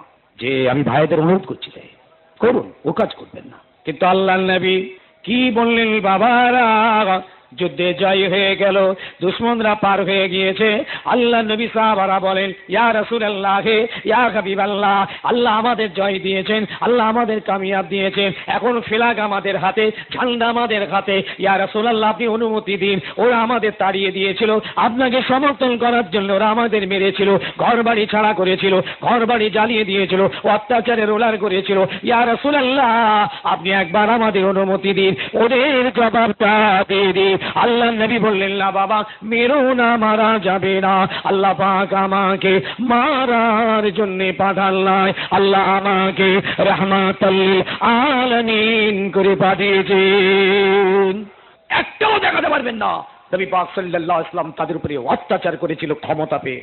যে ক্ষমতা পেয়েছিলেন রাসূল, মক্কার জমিনে যেদিন রাসূল ঢুকলেন 10,000 সাহাবা নিয়ে মক্কায় ঢুকেছেন রাসূলুল্লাহ, মক্কার মানুষরা থরথর কম্প, ভয়ে ভীতস্ত সন্ত্রস্ত হয়ে পড়েছে। আরে বাপরে বাপ, 10,000 মানুষ নিয়ে। সালামু আলাইকুম। হযরত শাহ সৈয়দ আল্লামা পীর হোসাইন বুখারী গাজী রহমতুল্লাহ আলাইহির বংশধর হযরত পীর মরহুম সৈয়দ মনসুর হুসাইন রহমতুল্লাহ আলাইহির সুযোগ্য সাহেবজাদা জনাব আলহাজ মাওলানা সৈয়দ মোহাম্মদ আমজাদ হুসাইন সাহেব ইসলামী বিষয়সমূহের সূক্ষ্ম বিশ্লেষণকারী একজন তরুণতম সুবক্তা। বিভিন্ন জলসায় তার সুচিন্তিত সুকথিত আওয়াজ শুধু মানুষকে তাৎক্ষণিক মুগ্ধ করে না, বরং তার প্রভাবশালী কণ্ঠস্বর ও সরল সহজ বৌদ্ধ ভাষা এবং ভিন্ন মাত্রার আলোচনা সকলকে প্রভাবিত করে তথা ভাবিত করে, মুসলমান সমাজকে প্রকৃত মোমেন হতে উদ্দীপ্ত ও আগ্রহী করে তোলে। এখন আপনারা শুনুন বিগত 2009 সালে অনুষ্ঠিত ফুরফুরা শরীফের 4 শহীদান হুজুরদের বাৎসরিক ইসালে সওয়াবে প্রদত্ত ভাষণের সংকলন নবীজি সাল্লাল্লাহু আলাইহি সাল্লামের শেষ ওয়াজ, তৃতীয় তথা শেষ পর্ব। পরিবেশনায় ইয়ার সাউন্ড, ফুরফুরা শরীফ, হুগলি। রাসূলুল্লাহ এখনো জমিনের উপরে আছেন। আবু বকর সিদ্দিক খলিফা নির্বাচন হলেন গণতন্ত্রের ভিত্তিতে, এখন একতন্ত্র নয়, জনগণ তাকে খলিফা বলে নির্বাচন করেছিলেন। তাই হযরত আবু বকর সিদ্দিক গণতন্ত্রের মাধ্যমে উনি খলিফা নির্বাচন হয়েছিলেন। ওখান থেকে মদিনায় ফিরে এসে রাসূল পাক সাল্লাল্লাহু আলাইহি ওয়াসাল্লামের গোসলের ইন্তজাম করে দিলেন। ভাই অসুবিধা হচ্ছে না তো আপনাদের? আর এবছরে ওয়াজটা যেহেতু নবী দিবস চলে এসেছে একদম সামনে, এই জন্য প্রসঙ্গটা এই দিকটাতেই আমি আজকে চলে গেছি। বলতে বলতে এই দিকটাই কিছু সময় আর বলে শেষ করে দেব, অন্য প্রসঙ্গে আর বুঝতে পেরেছেন না কথা বলার আর অবকাশ নেই। একবার দরুদ শরীফ পড়েন, আল্লাহুম্মা खुदा से मोहब्बत नबी से जुदा, खुदा से मोहब्बत नबी से जुदा, ये तो अब्द अनवार का गवारा नहीं, मुस्तफा की गुलामी क्या चीज है, जिसको मिल गया दो जगह मिल गया, अल्लाहुम्मा सल्ली अला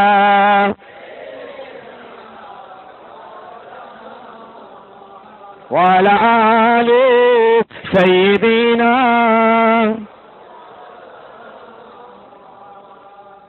ये राज खुदाई है, अगियारो क्या समझेंगे। अल्लाह तू देता है, मिलता है मोहम्मद से। अल्लाहुम्मा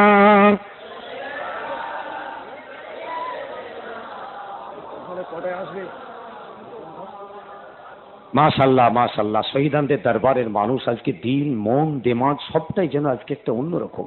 গত বছর ওয়াজ করেছিলাম এবং ওয়াজের আমার হেডিং ছিল শহীদ হতে এসেছেন না শহীদ করতে এসেছেন। প্রসঙ্গ কিন্তু আজকে একদম নেই, টোটাল চ্যাপ্টার ক্লোজড। আর ও কথা বোঝাতে গিয়ে অনেক অনেক কড়া কথা হয়েছে, আজকে কিন্তু আর ওই জায়গায় নেই। জি, আমি নবী পাক সাল্লাল্লাহু আলাইহি ওয়াসাল্লামের অফাতের দিকটা নিয়ে এসেছি। জি, আপনারা রাসূলের মানুষ, রাসূলের উম্মত, পাগল মানুষ আপনারা। নবী পাক সাল্লাল্লাহু আলাইহি ওয়াসাল্লামের গোসলের ইন্তজাম শুরু হয়ে গেল। গোসল দেবেন, হযরতে আলী গোসল দিচ্ছেন। ভাই সাহেব, আলী কারিমুল্লাহ বাজি গোসল দিচ্ছেন রাসূলুল্লাহ, বুঝতেছেন? জামাই তো, শুধু জামাই না, ওই জামাই না যেমন আপনার আমার জামাই, ওই জামাই না, যে আলী নিজের একদম। আলী গোসল দেবেন, সাহাবায়ে কিরামরা সব চারদিকে দাঁড়ালেন। দুজন সাহাবী পানি দিচ্ছেন, আর একজন হযরতে আব্বাস নবী পাককে আস্তে আস্তে এরকম করে শরীরটাকে চেষ্টা করছেন ঘোরাবার। হযরত আলী গোসল দিচ্ছেন। সমস্ত সাহাবায়ে কিরামদের চোখে কিন্তু কাপড় বাঁধা আছে, বুঝতে পারলেন? সমস্ত সাহাবায়ে কিরামের চোখে কাপড় বাঁধা আছে, একমাত্র আলীর চোখটা খোলা আছে। সব চোখে। কি ব্যাপার? এখন গোসল দেওয়া হচ্ছে, ওপরে একটা কাপড় আড়াল করে ধরা আছে, সব বুঝতে পেরেছেন? সব চোখে কাপড়, এই ভয়ে যে চোখ খোলা রাখা যাবে না। নবী পাক সাল্লাল্লাহু আলাইহি ওয়াসাল্লামের গোসল হচ্ছে। এই গোসলে জিসমে আতহার, এই জিসমে মুকদ্দাস পবিত্র শরীরের কোথায় যদি আমাদের নজর চলে যায় ধ্বংস হয়ে যাব, এই ভয়ে তারা প্রত্যেকেই নিজেদের চোখটাকে কাপড় দিয়ে বেঁধে ফেলেছে। একমাত্র হযরতে আলী কারমুল্লাহ ওয়াজহুর চোখটা খোলা ছিল। এখন গোসল দিতে দিতে একটা প্রশ্ন উঠল, আল্লাহর নবীর গায়ে যে জামা মোবারকটা আছে, এই জামাটাকে খুলে গোসল দেওয়া হবে না ওই অবস্থায় গোসল দেওয়া হবে? যেমন আমাদের গোসল কেমন করে হয় ভাই সাহেব? ওটা খুলে ফেলা হয়, গেঞ্জি টেঞ্জি জামা ফতুই যা থাকে সব খুলে ফেলা হয়, স্যুট শার্ট যা থাকে সব খুলে ফেলতে হয়, খুলে অন্য পরিয়ে দিয়ে গোসল দেওয়া হয়, তাই তো নাকি? এখন নবী পাক সাল্লাল্লাহু আলাইহি ওয়াসাল্লামের এই একটা কথা তৈরি হয়ে গেল। এখন এর উত্তর কে দেবে? একদম সহি রিওয়ায়াত বুখারীর সারাতে লিখছে যে সাহাবায়ে কিরামদের যে কজন গোসল দিচ্ছিলেন সবার মধ্যে একটা এরকম তন্দ্রা ভাব এসে গেল। বলুন সুবহানাল্লাহ। জি, কিতাব দেখবেন, সমস্ত যারা ওইখানে হাজির ছিলেন গোসল দেওয়ার সময়, গোসলের কাজে লিপ্ত আছেন, প্রত্যেকের চোখে একটা তন্দ্রা এসে গেল এক সেকেন্ডের জন্য। আর ঠিক ওই মুহূর্তে আসমান থেকে একটা আওয়াজ ওরা শুনতে পেয়েছিল সবাই, যে তোমরা আমার রাসূলের গায়ের মোবারক জামাটা তোমরা খুলবে না, ওই জামা পরা অবস্থায় তোমরা আমার রাসূলের গোসলটা দিয়ে দাও। বলুন সুবহানাল্লাহ। জি, আমার রাসূলের মোবারক জামাটা শরীর থেকে খুলবে না, ওই যে জামাটা পরে আছেন, ওই যে কামিজখানা পরে রয়েছেন, ওই আজকানটা পরে আছেন, ওই পরা অবস্থায় তোমরা গোসলটা দেবে। আমার রাসূলুল্লাহর জিসম মোবারক খুলবে না, খুলে তোমরা গোসলটা দিও না। এই তন্দ্রা কেটে গেল, সমস্ত সমস্যার সমাধান হয়ে গেল। তাই নবী পাকের গায়ে জামা রাখা অবস্থায় গোসলটা হযরত আলী দিয়েছিলেন। ভাইরা আমার, বাপের আমার, ও যুবক জওয়ানের আমার, গোসল দেওয়া হয়ে গেল, কাফনটা পরিয়ে দেওয়া হলো, আল্লাহর হাবিবের মোবারক শরীরের কাফন পরিয়ে দেওয়া হয়েছে। এইবার আমার নবী পাকের কবরটা কোথায় হবে? কেউ বলছেন জান্নাতুল বাকিতে নবী পাকের কবর হবে, কেউ বলছেন মদিনার ওই মদিনার জান্নাতুল মক্কার মুআল্লাতে আমার রাসূলুল্লাহর আর কবরটা হবে, কেউ বলছেন না। এইরকম বিভিন্ন মতামত তৈরি হয়ে গেছেন সাহাবাদের ভিতরে যে নবী পাকের কবরটা কোন জায়গায় করা হবে। ওই সময় আমার আবু বকর সিদ্দিক রাসূলুল্লাহর একটা হাদিস পড়ে তাদের শুনিয়ে দিয়েছিলেন। সামিতু মিন রাসূলিল্লাহ সাল্লাল্লাহু আলাইহি ওয়াসাল্লাম মা কাবাযাল্লাহু নাবিয়ান ইল্লা ফি মাওযাইল্লাযী ইউহিব্বু আন ইউদফিনা ফীহি ইদফিনু ফি মাওযাই ফিরাশি। ওগো তোমরা শুনে রাখো, আমি রাসূলুল্লাহকে কথা বলতে আমি নিজে কানে শুনেছি। হযরত আবু বকর সিদ্দিক যখন হাদিসটা বর্ণনা করছেন, এই শাহাদাতের আঙ্গুলটা নিজের কানের দিকে ইশারা করে করে বলেছেন, আমি নিজে কানে আমি রাসূলকে বলতে শুনেছি, মা কাবাযাল্লাহু নাবিয়ান ইল্লা ফি মাওযাইল্লাযী ইউহিব্বু আন ইউদফিনা ফীহি ইদফিনু ফি মাওযাই ফিরাশি। আল্লাহ পাক ওই নবীদের রূহটা ওই জায়গা ছাড়া কবজা করেন না যে জায়গাটা নবীরা চায় যে তাদের কবরটা ওই জায়গায় হবে। অর্থাৎ নবীরা যে জায়গায় কবর হবে পছন্দ করেন, ওই জায়গাতে আল্লাহ পাক তাদের মওত দেন। অতএব আমার রাসূলুল্লাহর মওতটা যে বিছানার উপরে হয়েছে, যে ঘরের ভিতরে হয়েছে, তোমরা আমার রাসূলুল্লাহর মাজার কবরটা ওই বিছানার উপরেই তোমরা করো।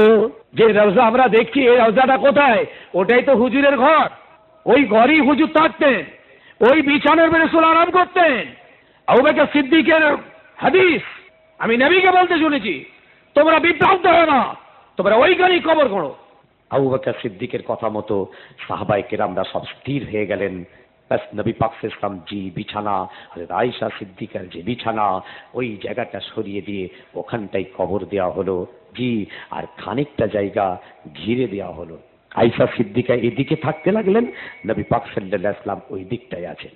এখন তো চারদিক ঘিরে গম্বুজ বিরাট মাসার মোবারক, কিন্তু নবী পাক সাল্লাল্লাহু আলাইহি ইন্তেকালের পরে যখন কবরটা তৈরি হলো, আম্মাজান আয়েশা সিদ্দিকা কিন্তু পাশেই আছেন। নবী পাক সাল্লাল্লাহু আলাইহি ওয়াসাল্লামের মাকবারা তৈরি হলো, কবরটা কিরকম কবর হবে সাহাবাদের ভিতরে একটুখানি মতামত দেখা দিল যে সুন্দুকে হবে না বেহেরি হবে। কি বোঝেন না?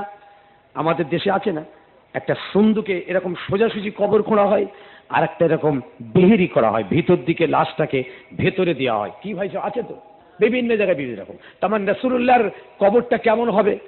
এখন মুহাজিরিনদের ভিতরে একজন পণ্ডিত ছিলেন কবর খোঁড়ায়, তিনি কিন্তু কবরটাকে এই আপনার সুন্দুকে বেহেরি না সুন্দুকে কবর খোঁড়ায় উনি বড় পণ্ডিত। আর আনসারীর ভিতরে যিনি ছিলেন, ইনি